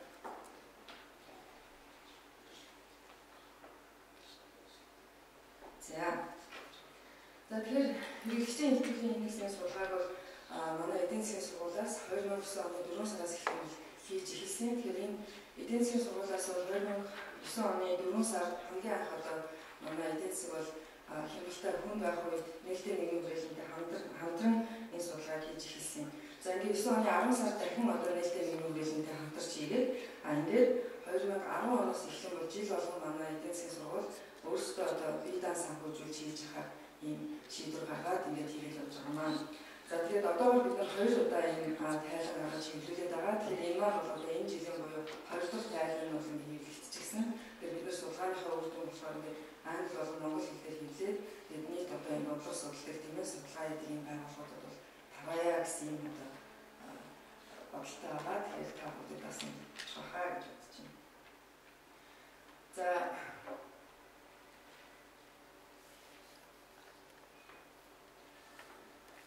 За тэгэхээр хэрэглэгчийн итгэлийн судалгаа яг чухал юм бэ гэхээр бид сайн мэдэн өрхийн хэрэглээ хэмжээнд талаарх одоо энэ шийдвэр маань өөрөө эдийн засгийн ерөнхий байдал тийм ээ ойрын ирээдүйн эдийн засаг гарах өөрчлөлтүүд тийм ээ орлогын хэр доктортой байгуул зэрэг олон одоо энэ хүчин зүйлсийг өргөх маань өөрөө өмнө ч зэгнээд тэгээ ядуугаар шийдвэр гаргадаг. Тэгэхээр ингээд гарч байгаа шийдвэр маань болохоор өөрөө бол эдийн засагт бол их чухал болчтой. Яг тэгэхээр хэрэглээний зардал маань өөрөө эдийн засгийн зардал нь маш том одоо өрхийн хэрэглээний зардал нь том бүртгэл үүсгэн надаа. Ийм ч учраас бол гадаад улс орнуудад тийм ээ за төдийгүй манайд ч гэсэн өнөөдөр бол хэрэглэгчийн итгэлийн индексийг бол ажиглах тийм ээ энэ одоо ямар юм бэ гэдэг ингэж мэдээллийг нь бол авч тэгээд бас бодлого боловсруулдаг шийдвэр гаргадаг байгууллагууд бол өөрсдийн шинжилгээнд бол энэ ашиглаж байгаа. За тухайлбал Америкт бол энэ бол конференц боорд болон Мичиганий их сургууль гээд одоо байгууллагаас сар тутам үнэлж гарч ирэх юм индекс байгаа. За манай улсын бол энийг өөр бас 2 газраас бол үнэлжсэн. За тэгэхээр манай сургуулийн одоо индексийн үнэлгээний аргачлал бол эднээс бол эрс одоо өөр байгаа. Тэрүүрээ бид нар бол өөрсдийн одоо судалгааг бол илүү давуу талтай төлөвлөсөн сайтай гэж үзэж байгаа. Гэхдээ мэдээж энэ маань бол Улаанбаатар хотод хийгдэж байгаа. За Улаанбаатар хотод хийгдэж байгаа шалтгаан нь бол мэдээж одоохондоо манай сургуулийн бүрэн санхүүгээр бид Улаанбаатарт хийх боломжтой байгаа учраас бол энэ хийж байгаа. Гэхдээ энийг бол тийм бас одоогор бол их боломжийн одоо энэ их олонлог гэж үзэж байгаа. Яг Улаанбаатар хот маань өөрөө манай улсад бол одоо энэ нэгэн одоо энэ том байр суурьтай хот байгаа. Тийм болохоор бид нар бол энэ хотод хийсэн судалгааны нэгэн ийм бас төлөөлөл сайтай гэж үзэж байгаа маа. За тэгэхээр уус судалгааг бид нар 2 шаттай санхүү төвийн аргачлалаар хийдэг. Тэгэхээр эхний шатнд бол яадаг вэ гэхээр төр судалгааны эхний шатнд Улаанбаатар хотын 120 хорооноос бол өрхийн одоо тоотон пропорционал маргалтайгаар бол 40 хороо санхүү төрүүлдэг. За ингээд төрүүлсэн одоо 40 хорооноос бол дараагийн шатнд бол 25 өрхийг бол хороо цус бүрээс санхүү төрүүлэх ийм байдлаар бол 1000 гаруй өрхөөс бол Улаанбаатар санхүү төвийн аргаар мэдээлэл цуглуулдаг. За 6 тэгэхээр энэ дөрвөн 6 дүрийг бол бид нэр хамруулдаг.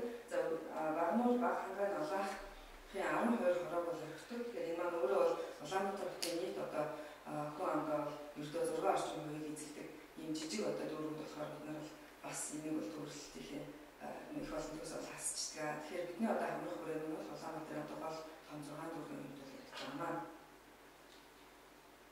За асуулгын хувьд асуулга бол үндсэн 6 бүлэг асуултыг бол асуудаг. За энэ нь бол юу юуны тухай асуултууд байдаг вэ гэхээр эдийн засгийн өнөөгийн байдлын үнэлэмж, ойрын ирээдүйн өөрчлөлтийн талаарх хүлээл, тэгээд хэрэглэгчийн худалдаа авалтын одоо хандлага, үнийн түвшний өөрчлөлтийн талаарх таамаглал, төрийн бодлогын талаарх эзэл бодол, за тэгээд өрхийн шин чанарын тухай гэсэн 6 бүлэг асуулт гардаг.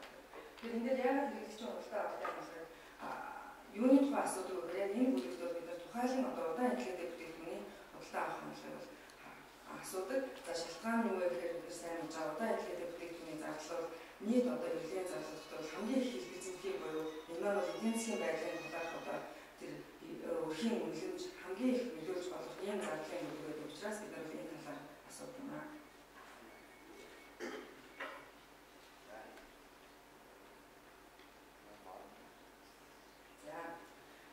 Тэгэхээр хэрэглэгчийн саяны 6 асуулгаар авсан асуултнаас тухайлан бид нар 5 индекс тооцдог. За энэ дотор өнөөгийн байдлын 2 индекс, ирээдүйн хандлагын 3 индекс гэдэг юм 5 индекс тооцоод ерөнхий индекс маань бол энэ 5 индексийн дундаж байдаг. За тэгэхээр хэрэглэгчийн итгэлийн индекс 100-ийн орчим байх юм бол энэ маань бол эдийн засаг одоо хүлээлт бол эдийн засгийг хэвийн байна гэж одоо өрхөд бол үзэж байгаа гэж бид хардаг.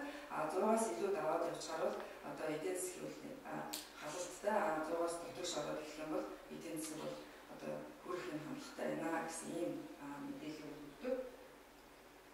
За одоо ингээд та бүдд нөө үр дүнгээс нь танилцуулъя. Тэгэхээр хэрэглэгчийн итгэлийн индексийн 4 удаагийн судалгааны индексийн одоо мэдээлэл бол энэ бүсгэртэнд бол харуулж байгаа. За тэгэхээр хамгийн дээд талд нь бол хэрэглэгчийн итгэлийн ерөнхий индекс харагдчихжээ. 2009 оны 4 сард энэ ерөнхий индекс маань 36.7 байсан. Энэ ч гэсэн тухайн үеийн эдийн засгийн байдлаа бол нийцж байгаа та бүхэн ойлгож байгаа. За үүний дараа бол 2009 оны 10 сард бол нэлээд дээрдээ 82% болж ирсэн. За 10 оны 10 сард бол 101 буюу ер нь бол хэвийн юм түвшинд бол үнэлэгдэжсэн. За харин 11 оны 10 сар буюу саяны өнгөрсөн одоо намар хийсэн судалгаагаар бол 119.6 буюу 100-аас бол нэлээд юм давах одоо байдалтай бол үнэлэгдсэн байгаа. За хэрэглэгчийн итгэлийн индексээр бас нэг юм сонирхолтой юм юу гэдэг өрхийн шин чанартай холбоод ингээд бас бид нар үнэлж үздэг. Тэгэхээр энэ маань бол тухайн өрх одоо өрхийн тэргүүний боловсролын байдлаар нь мөн өрхийн одоо амьдардаг байршлаар нь гэр хороолол болон тийм ээ орон сууцны одоо орчин тэгээд дээд боловсролтой болон түүнээс доогоор боловсролтой хэмжлэгээр ингэж бүлгэлж бас үнэлж үздэг. Тэгэхэд бол яг сүүлийн одоо судалгаануудын туршид бол нэг юу ажиглагддаг гэхээр хэрэглэгчийн одоо энэ итгэл бол ерөнхийдөө энэ бүлгүүдээр бол байнга ялгаатай байх хандлага бол ажиглагдж байдаг. За тухайлбал бол тийм ээ дээд боловсролтой өргүүдийн хувьд бол арай илүү юм өөдрөг үзэлтэй байхад бол доогоор боловсролтой өргүүдийн хувьд бол арай түүнтэй харьцуулахад бол өөдрөг байх нь арай бага байх жишээтэй.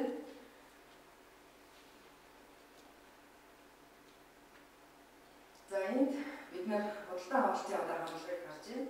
Тэгэхээр худалдаа авалтын хандлагыг хэд хэдэн одоо бүтээгдэхүүнүүдээр бол асууж үздэг. Тэгэхээр энэ яг тухайлбал энд одоо харуулдаг байгаа зураг маань болохоор үйл хөдлөх хөрөнгийн худалдаа авалтын хандлагыг бол 4 судалгааны хувьд бол харьцуулсан байдлаар харуулж байгаа маань. За ингээд харахад бол ерөнхийдөө хашаа орон сууц гэх юм 2000 хамгийн ардлын одоо цаал багнууд сүүлийн судалгааны үр дүн байгаа. Тэгэхээр эндээс харах юм бол орон сууц худалдаа авалтын ахаар төлөвлөжийн өрхийн тоо бол өмнөх 2 судалгаатай харьцуулахад нэлээд өсөх одоо байдал харагдаж байна. Хашаа байшин дээр бага зэргийн өсөх байдал харин бусад одоо тийм гэр цуслангийн байр гэх мэтчлэн бусад төрлийн үйл хөдлөлтүүдээр буурах юм харагдсан байна. За үүнээс гадна бол нийт өрхийн одоо 35.2% нь бол томоохон эд хөрөнгө багшиг цахилгаан бараа худалдаа төлөвлөгөөтэй байна гэж ингэж хариулсан байсан. За тэгэхээр ерөнхийдөө энэ нийт дүнгээр нь аваад үзэх юм бол томоохон эд багшиг худалдаа рекламаар нэг их өөрчлөгдөхгүй байдал бол харагдсан байна. За үүнээс энэ одоо асуулгын хүрээнд бас бид нэг асуудаг гэхээр тийм аялал жуулчлал гэх юм амралтын талаар төлөвлөгөөг нь асуудаг. Тэгэхэд бол харин тэр одоо үзүүлэлтийн хувьд уурсан юм бол харагдсан байгаа. Тэгэхээр энэ маань бас сонирхолтой юм байсан. За удаан хэлгээд багаан дээр бид нар бас удаан хэлгээд багаа авахд одоо төхөөрөмжтэй үе юу гэсэн ийм асуулт асуудаг. Тэгэхээр удаан хэлгээд багаа төхөөрөмжтэй үе гэж үзчихсэн өрхийн тоол энэ сүүлийн судалгаа бол өмнөх онтой харьцуулахад төдийлөн өөрчлөгдөөгүй байсан гэтэл төхөөрөмжгүй гэж үзчихсэн өрхийн тоол нэлээд буурсан мөртлөө мэдэхгүй гэсэн өрхийн тоол нэлээд өссөн байсан. Тэгэхээр эндээс бас бид юу гэж харж болох эдийн засгийн ерөнхий одоо тэр нөгөө ойрын ирээдүйн хандлага ямар байх вэ гэдэг дээр бүрдүүлгийн хувьд нэлээд тодорхой ус байгаа юм шиг дээ гэсэн юм дүгнэлтэнд бол хүргэж байгаа юм. За инфляцийн хүлээлтийг харуулж байна. Тэгэхээр инфляцийн хүлээлтийн нөгөө интервалаар бол инфляцийг нь одоо ангилчихсан байгаа. 1-ээс 6-аас 10, 11-ээс 15, 14-өөс 20 гэх тийм жилийн инфляцийн хүлээлт таны хувьд ямар юм бэ гэсэн юм асуултанд бол өрхүүд дараах байлаар хариулсан. Тэгэхээр нэг одоо энэ энэ дээр бол нэг одоо их сонирхолтой үр дүн бол өмнөх хоёр судалгааны хувьд бол энэ хахалтын тийм ойролцоо авах гэдэг. Тэгэхээр хаана илүү төвлөрсөн хахалтай байна вэ? 1-ээс 10% дээр бол ерөнхийдөө нийт өрхүүд бол энэ дотор бол төвлөрсөн инфляцийн хүлээлттэй хахалтай байсан бол саяны сүүлийн судалгаагаар бол энэ хахалт бол нийт одоо энэ шилжилт хийсэн байна. Тэгээ энэ шилжилт нь бол хаашаа төвлөрсөн байх вэ? 11-ээс 20% дотор бол өрхүүдийн инфляцийн хүлээлт бол төвлөрсөн ийм шилжилт.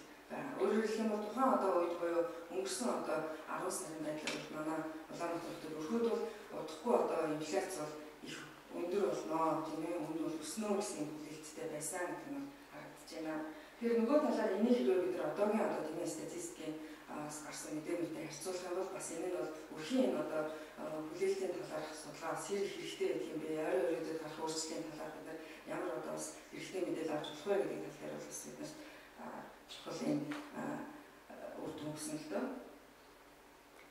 За энэ судалгааны хүрээнд энэ харуулгаар үзсэн бас нэг сонирхолтой асуулт өргөж өгөхөөр ханшны талаар бид нар асуудаг. Тэрний дотор бол долларын ханшны өөрчлөлийн талаар асуудаг. Тэгэхээр долларын ханшны өөрчлөлийн талаар асуусан асуултанд өрхүүдийн 6 сарын дотор долларын ханш өснө гэж хариулсан өрхийн тоо бол хуучин 20-аас 45% болж өссөн байгаа нь саяны судалгаар өмнөх онтой харьцуулахад тэгсэн мөртлөө жилийн хугацаанд инфляц жилийн хугацаанд валютын ханш долларын ханш өснө гэж хариулсан өрхийн тоо болохоор 24-аас 28% төдийлний өөрчлөгдөв. Өөрөөр хэлэх юм бол тухайн үед Улаанбаатар хотод өрхүүд хаана одоо ханш хэдийн үед ханш өөрчлөгдөн гэж хүлээж ирсэн бэ гэхээр тэр дотор 6 сарын дотор бол ханш өөрчлөгдөв.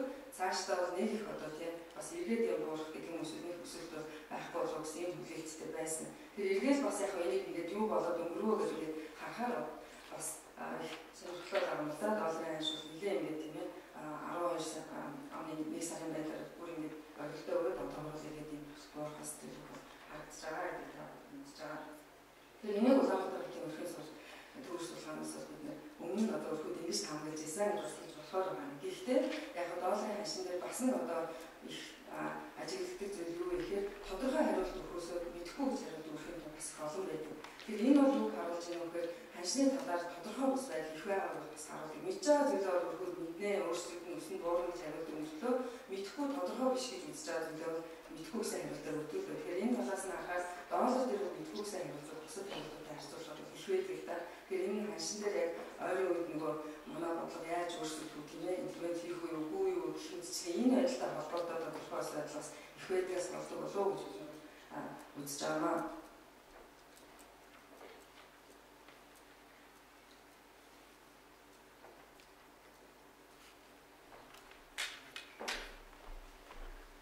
За тэгэхээр энэ график бол яг бас сонирхолтой авах болов гэсэн үгнээс бид нэр хэрэглэгчийн итгэлийнхээ индексийг дотоодын нийт бодит дотоодын нийтийн хандлагатай бол ингээд давхцуулж ингэж харж байгаа юм. Ингээд давхцуулж харахаар бол та бүгд энэ харж байгаа эхний хоёр индексүүд эдийн засгийн уналтын үед үеийн нэмэгдлийн үед бол энэ доогуур утга авч харагдчихсэн бол сүүлийн энэ одоо хоёр индекс маань бол улам бүр өсөх ялангуяа 17% өсөх бүхий одоо 11 онд бол манай хэрэглэгчийн итгэлийн индекс бол 120 орчим хувийн юм одоо утгатай байгаа нь бас биднэрт бол сонирхолтой санагдаж байгаа юм л да. Тэгэхээр эдийн засаг үнэлгээр хэд харж байгаа юм биш үстэй тийм ээ. Энийг бас өрхөд мэдрээд байгаа юм биш үстэй. Тийм ээ. Иймэрхүү таамаглалтай байгаа юм биш үзээ гэсэн үнэлгээр биднэрт дүүс харахад хүрч байгаа.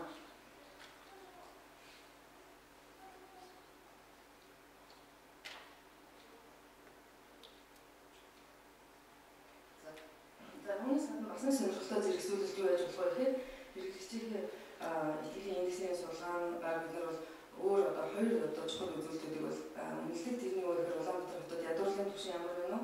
Улаанбаатар хотод ашиглалын түвшин ямар вэ гэдэг үзүүлэлтүүдийг бол төвөр судалгаанаас үнэлж гаргадаг.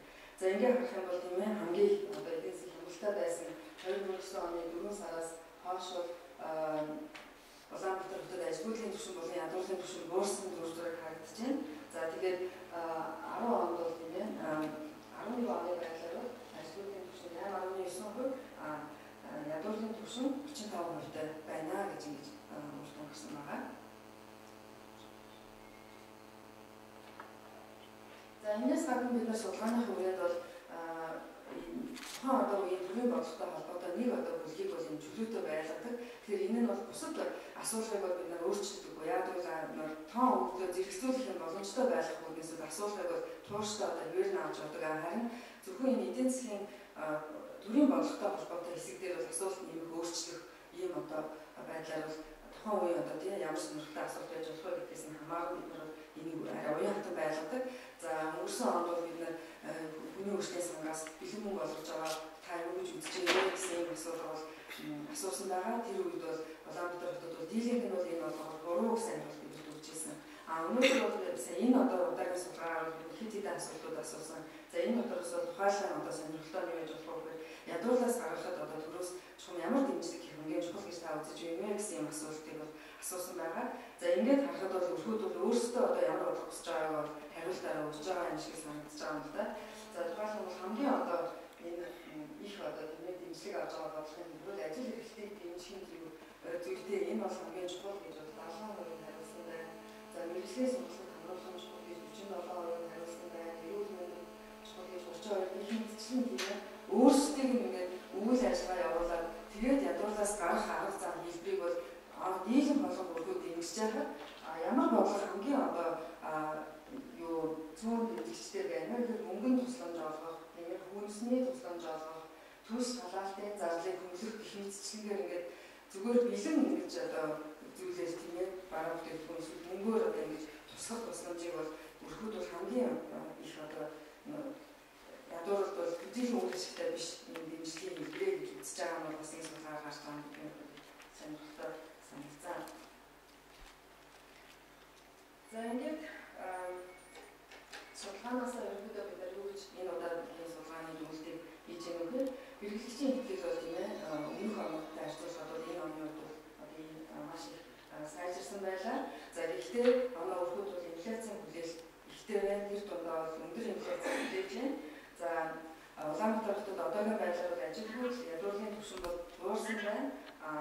Ядуурлаас гарах бодлогын хувьд бол өрхүүд өөрсдийнх нь үйл ажиллагаагаар ингээд дамжуулан тэр ядуурлыг одоо бууруулах арга замыг илүүтэй дэмжиж байна. Бэлэн одоо тийм бэлэнчилэх одоо хэлбэрийн тийм одоо арга замуудыг бол арай одоо бага дэмжиж байна гэсэн юм үр дүн харагдаж байгаа. За тэгээд энэ бүх одоо хариултуудыг хооронд нэгтгэхэд ингээд харах юм бол бидний төлөвлөсөн тухайн үед бол бид бол эдийн засаг одоо хит халалтай одоо хит халалтын байдалтай байж болзошгүй байна гэсэн юм дүгнэлтийг бол тэр хийж ирсэн юм. За үүний бас нэг одоо өөр нэг суугаас тэгэхээр энэ судалгаа бол маш их баялаг юм дата цуглуулдаг, тоон үг цуглуулдаг. За тэр тоон үгүүдээс бид нар бас өөр юун дээр харж ирсэн гэхээр ерөнхийдөө хэрэглэгчийн итгэл юм сайн тийм олгомоор өсөн санхүүгийн байдал сайжрна, ажил олгогчтой болно гэж хариулж байж бизнесийн нөхцөл байдал чинь муудна гэж хариулсан хүмүүсийн тоон өсчихсэн байгаа юм судалгааны хүрээнд. Тэгэхээр энэ бол бас нэг сонирхолтой одоо энэ үр дүн байсан л да. Тэгээд та одоо бүгдээ тийм бодлогын болон одоо энэ судалгааны одоо чиглэлээр бол энэ судалгааны хүмүүс болохоор бас би энэ судалгааныхаа тоо өгдлийг энэ бол маш их баялаг тийм ээ. Тэгээд та нарт сонирхолтой бодлогын судалгаа их боломж өгөх тоо өгдөл байгаа шүү.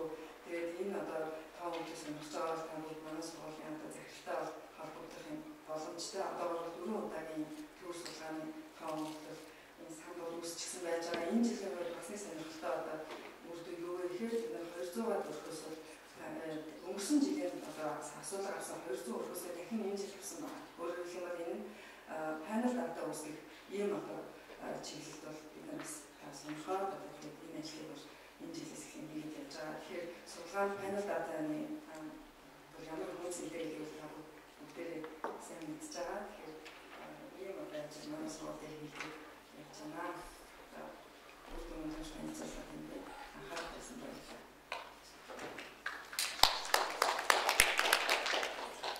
За сэсвэлээс тэмцэнэртэй судалгаа мэдээлэл тогтцоонд шинэ үйлдэлжсэн тийм одоо мэдээлэл болж байгаа. Ерөнхийдөө бол өнөөдрийн одоо хүртэл явж байгаа хэлбэрээс харахад тийм ээ статистикээр дотоодын мэдээллийг удирдах цэцэрлэгээр тоосдог. Энэ бас нэг байгаа гэсэн. Тэгээд дээрээс нь манай албан засгийн багшаас танилцуулсан итгэлийн гэсэн асуудал гэж нэг ингээд цаашаа олон байжуулах тэгээд зөвхөн Улаанбаатарт хязгаарлахгүй байна тийм ээ. Бас үсэн хэмжээний цааш тооцож байх. Тэгээд эсэсийн тулаас үнэтэйсгийн хараас гаргадаг албан томыг бас энэ одоо хэрэглэгчийн итгэлийн гэсэн мэдээлэл бас дотор нь оруулдаг их төрөлдөг. Энэ бас олон хүртэл болох тэрний албан төр засгийн зүгээс ч тэр эдийн засгийн одоо community эдийн засгийн бизнес чиглэлийн одоо байгууллагууд хэрэглэдэг өөрсдийн бизнес чиглэл гаргахад судалгаа тооцоохыг хэрэглэдэг. Ийм байдлуудад бас улсын эдийн засгийн өөрчлөлт ирэх тодорхой хацаархад дэвших болж үзэж байна. Тэгээд дараагийн хэлбэрт нэж байгаа инфляцийн хүчин зүйлийн чиглэлээр мөсийн тест модуль багшаас хэлсэн.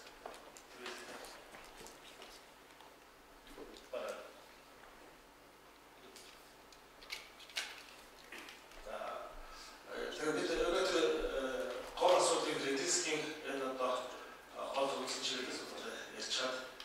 Тэгээд юу гэх ерөнхийдөө энэ үнийн өсөлт энэ байдалд инфляци гол хүчин зүйлүүд үзүүлж байгаа яг үзүүлэлт байна. Юу нөлөөлж байна.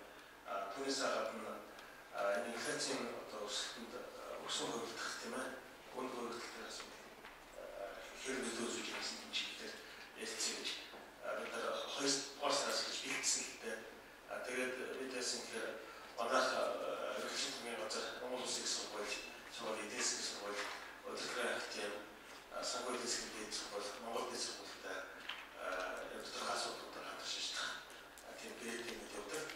Тэгээд нэг сар бид сургуулийн зөвлөлтөд уулзаад өнгөрсөн оныхоо хамт ажиллагаанд төвлөрд тэгээд энэ онд болохоор ерөнхийдөө нэг асуудалтай төлөвлөе.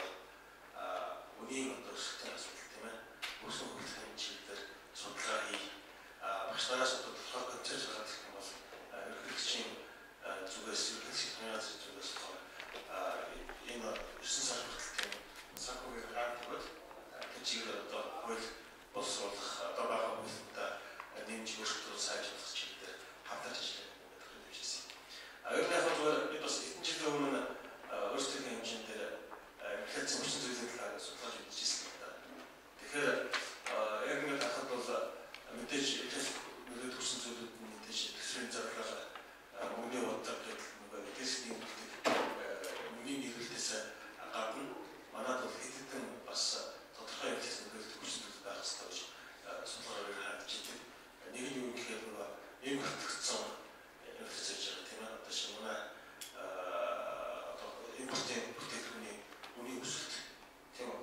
Тэр өөрөө нөлөөлдөг ялангуяа хүнсний зүйл тэгээд нэмэлт төлөв чадахгүй тийм ээ. Тэгээд түүнээс гадна бас инфляцид нөлөөлдөг нэг зүйл бол мэдээж манай ханшны асуудал гэж байгаа тийм ханшны шашуулах өөрөө болох мэдээж тодорхой хэмжээгээр үнийн өсөлтөнд нөлөөлдөг. Түүнээс гадна өссөн хувьдж өнөсөх өнөсөхөөс гадна тодорхой бизнесийн одоо юу гэх юм өөрсдөлтөй базартаас төлөвлөх чиглэлээр одоо албаар үнэ бууруулах юм тийм ээ. Тийм одоо тодорхой үйлчлэл болж байгаа. Өөрсдөлтийн тооцоо бүтэц буцаагаад нэ хийх хөсөх байдлаар төрүүлж байгаа гэсэн зардал болон хохиролтоо нөхөж явдаг тийм юу байна нэлээд явж байгаа. Тэгээд та бүхэн мэдж байгаа бах цалин нэмэгдэх талаар нэг засгийн газраас заах шийдвэр гаргах тийм ээ. Маргааш бүтээгдэхүүний өргөлийн гарааны үнэ өсч идэг. Одоо тухайлбал 3-4 жилийн өмнө цалин хэдэн өрсөлдөг гэдэг маргааш өргөлийн тийм ээ. Бүх одоо заах дангуу одоо контейнер бүх газар өргөлийн яг адилхан гэж өссөн гэж. Тэгээд бодлогын одоо өсөлтийн юу гэж хэрэг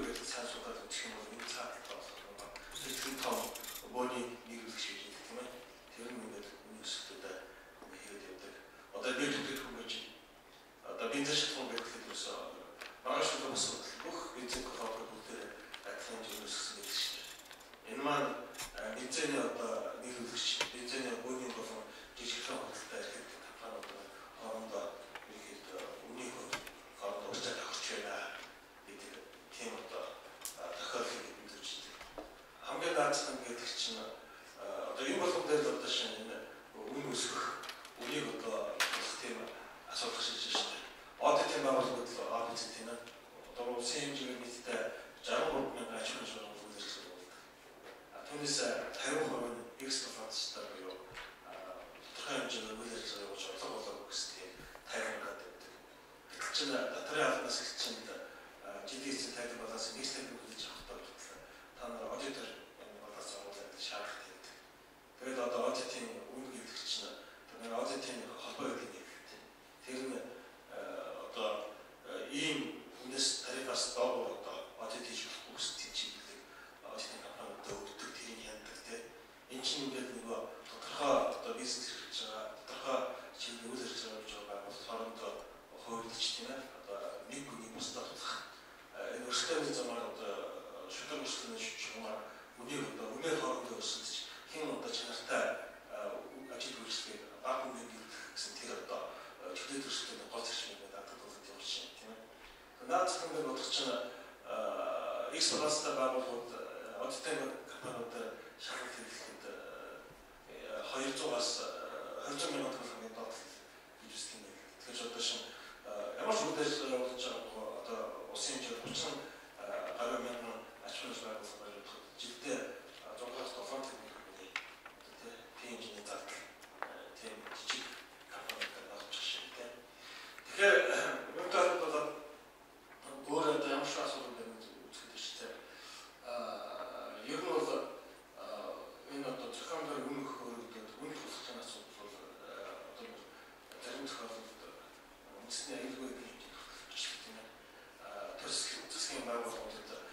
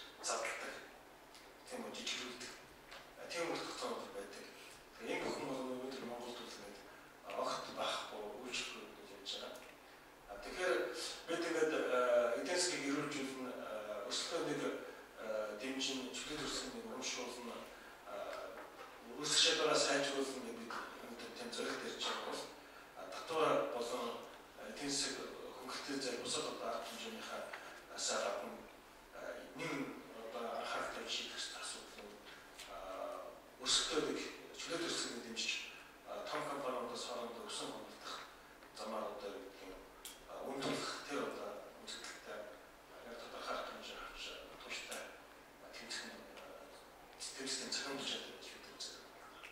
Тэгээд яг одоо тухайд бид энэ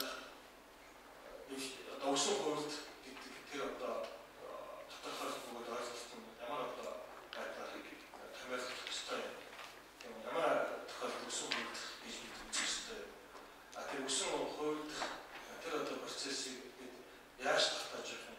Тогтохдоо одоо юу гэдэг нэг хэрэгжийн ашиг хамгаалах нийгэмш гэх юм уу? Эсвэл тийм ямар ч их бөгөөд механизм функц тодорхой нийт чөлөөтөрсөн дэмжих агенц тийм байгууллагууд тэгээд шашин болцоо байхгүй. Энэ дээр олон улсын төвчмүүд тийм тодорхой хүчний байгууллагуудын асуудал ордог үздэг хардаг тэмцдэг тийм тодорхой хэвээр санагдаад байна. Өөрөөр хэлбэл чиглэл тодорхойлдог правительствын дотоод төр байгууллагууд ирэх үйл хэлцээр. Тэгээд нэгэн энэ сүлжээ тогтоогоор өсөн хөлтөнд тогтоосон тохиолдолд тийм хариуцлагын тогтоог бол чангатгаад тийм ээ үнээс хохирлыг ус нийгэм нөхөж чаддаг тийм л тогтоог өөрөөр тийм шаардлага шийдэж байна. Тэгэхээр бид нэг сард стресс-уудын гүшнастай зөвхөн гэж ярьсан гэхээр та нар 4 сарын дунд гэхээр концепт дараагаад агуу бидний юм явуулчихъя. Дараа нь бид нэг ямар шиг концепт ямар шиг бидний асуудлыг шийдэхийг хоорондоо яаж хийцээд тэгээд 9 сарын их хүртэл анализ намаас град өгөө. Тэгээд концептыг хэлж хоёулаа хаан онцлог гэсэн гаргаач гэдэг юмсан. Тэгэхээр зөв нэг тасаа ингээд харагдахад нийгэмд их шүүмжил гаргахтаа ингээд ийм жад хэмжээ авахгүй тэгч хэмжээ авахгүй тийм ээ. Тэгэхээр одоо яг чинь бид нартай хамтраад байгаа ажил гэдгээс бол ямар асуудал байна гэхээр тэр олон жил ингээд шүүмжил яваад байдаг шүү дээ. Яг ингээд тийм бодтар хэмжээ аваад ирэх гэхээр ерөөсөө тийм экснаас байдаг тийм. Тэгэхээр энэ байдлаа бас ингээд хаана бид гэсэн стабилтэй бид бас тодорхой хэмжээнд ингээд босгогдсон мэдээлэлтэй энэ чиглэл их болцоод идэх юм уус гэж байна. Бид ингээд тодорхой хэмжээнд бодлогот оролцоод нийгмийг эрүүл болгоод ингээд цааш нь аваад явах юм болцоо боломж ингээд зохимжууд байж байна тийм. Тэгэхээр энэ боломжийг бас систем маш тэр мохон байгаа юм болов уу гэж бодоод байна л да. Тэгэхээр энийг хэмээгэн институт юм уу хэмээгэн хүн өөрийн хүмүүс санаачж юм авчирч чиж хийхгүй бол тэр өөр хин ч хийхгүй энэ хэмжээгээр одоо юу гэх юм бид нарын хувьд ардж байгаа эдийн засаг маань улам тийм одоо буруу хэмжээнд төлөв болох тийм талны хэлтэй байгаа гэж тийм байдаг. Тийм учраас бид нар мэдээж тодорхой хэмжээгээр авах хэмжээ аваад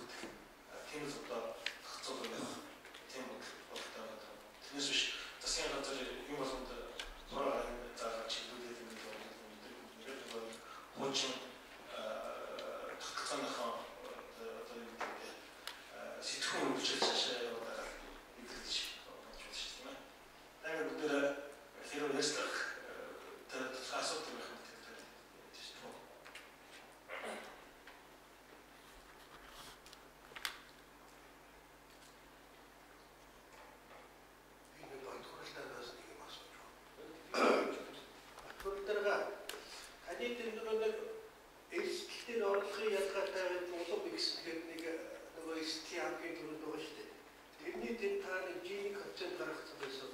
2002-оос 2003 онд 0.330, 2007 онд 0.360 гээд 2011 онд 0.327 гээд тэр статистик тоо юм уу танай тоо юм уу? Жиний коэффициент ер нь бол гүйцэтгэлүүдийг бол бид нар дандаа статистикийн гүйцэтгэлээр авдаг. Төсөөллийг бол бид нар өөрсдөө тосдог. Гүйцэтгэл статистик. Би энэтэй холбогдуулаад нэг санал хийх гэсэн юм байна. Энэ саналаар тэгээд энэ жиний коэффициент гэдэг одоо энэ манай макроэдийн энэ саналын тэр хэдэн тоонуудыг харахаар ухаалтай болж байгаа байхгүй. Энэ монголчуудад өнгө цаг нэг хүнтэл $400 авдаг байсан. Одоо $2,500. Энэ дэлхийд байхгүй 17% өсөлттэй. Одоо тэгэл өсөлт нь байгаа л юм чинь. Тэгэхээр сая гаштай зөвлөхий ярьдаг. Энийг засгийн газар ч тоогоор үзэлтэд ирлэх юм бол нөгөө амьдралын цаанаа яаж байгаа энэ нөгөө эдийн засаг гэдэг юм чинь тоон үнэн. Эдийн засгийн тоогоор гаргахаас ураа. А гэтэл энэ нөгөө юу чинь нөгөө манайх ярьдаг нөгөө хуваарлт шок байдаг гэдэг шиг энэ орлогын хийж чадхаатай байдал гэдэг чинь энэ одоо эдийн засгийн бодит цэглэлийн өсөлтөйгөө хамт одоо нөгөө нийгмийн бодлогын нөгөө жиний коэффициент нөгөө хүний хөгжлийн индексийг гаргадаг шүү дээ. Тэр нөгөө эмэгтэйчдээ сүүлд нь. Тэгэхээр энэ эдийн засгийн өсөлтийг юу гэж би санал хэлж байгаа. Тэгэхээр энэ эдийн засгийн өсөлтийн 17% одоо төсөөллөөр бол энэ 20% болно. Энэ бол хадгалагдсан шүү дээ. А энэ эдийн засгийн өсөлт маань яагаад тэр нөгөө хэрэглээтэйгээ нийлж нөгөө хүнтэй тусдаггүй. Яагаад энэ чинь ажилгүйд энэ ядуурч гэдэг юм бэ? Одоо манай хөдөөний 2 хүний нэг нь ядуу. Хотын 3 хүний нэг нь ядуу тийм үү? Ийм улс орн гэж хааж байхгүй шүү дээ. Тэгэхээр тэр нэг инклюзив гроуп гэдэг Азийн хөгжлийн банкны нэг юм байдаг шүү дээ. Оросоор CBM Russian гэж орчуулдаг юм билээ. Манайхан хүртээмжтэй өсөлт гэж орчуулсан байсан. Энэ бодоод байсан тэр хүртээмжтэй өсөлт гэдэг чинь их зөв юм шиг байна. Өөрөөр хэлбэл бол энэ байгаад байгаа энэ их айхтар болон хэдийг их найд өгөх чинь хаашаа усаад арга болоод байна гэдэг шууд тэр эдийн засгийн өсөлт дээр гаргаж ирэх байхгүй. Өөр хэдэн баячууд нь хувааж авчих байгаа шүү дээ тийм үү. Гадаадын хэдэн дээр усаж гарч байгаа одоо үндэсний нийт орлого. Тэгэхээр тэрнийг л одоо энэ статистик мэдэн дээр л тусгаж өгдөг байдаг. Одоо тэр нэгэнтээ ерөөсөө эдийн засаг гэж юм байхгүй шүү дээ. Бид нар чинь бүр яг социализмын хувьд сэтгэхэд байгаа байхгүй. Ерөөсөө Монгол улсын хөгжил гэдэг нэг л зоос байгаа. Нэг талд нь эдийн засаг, нөгөө талд нь нийгэм тийм үү.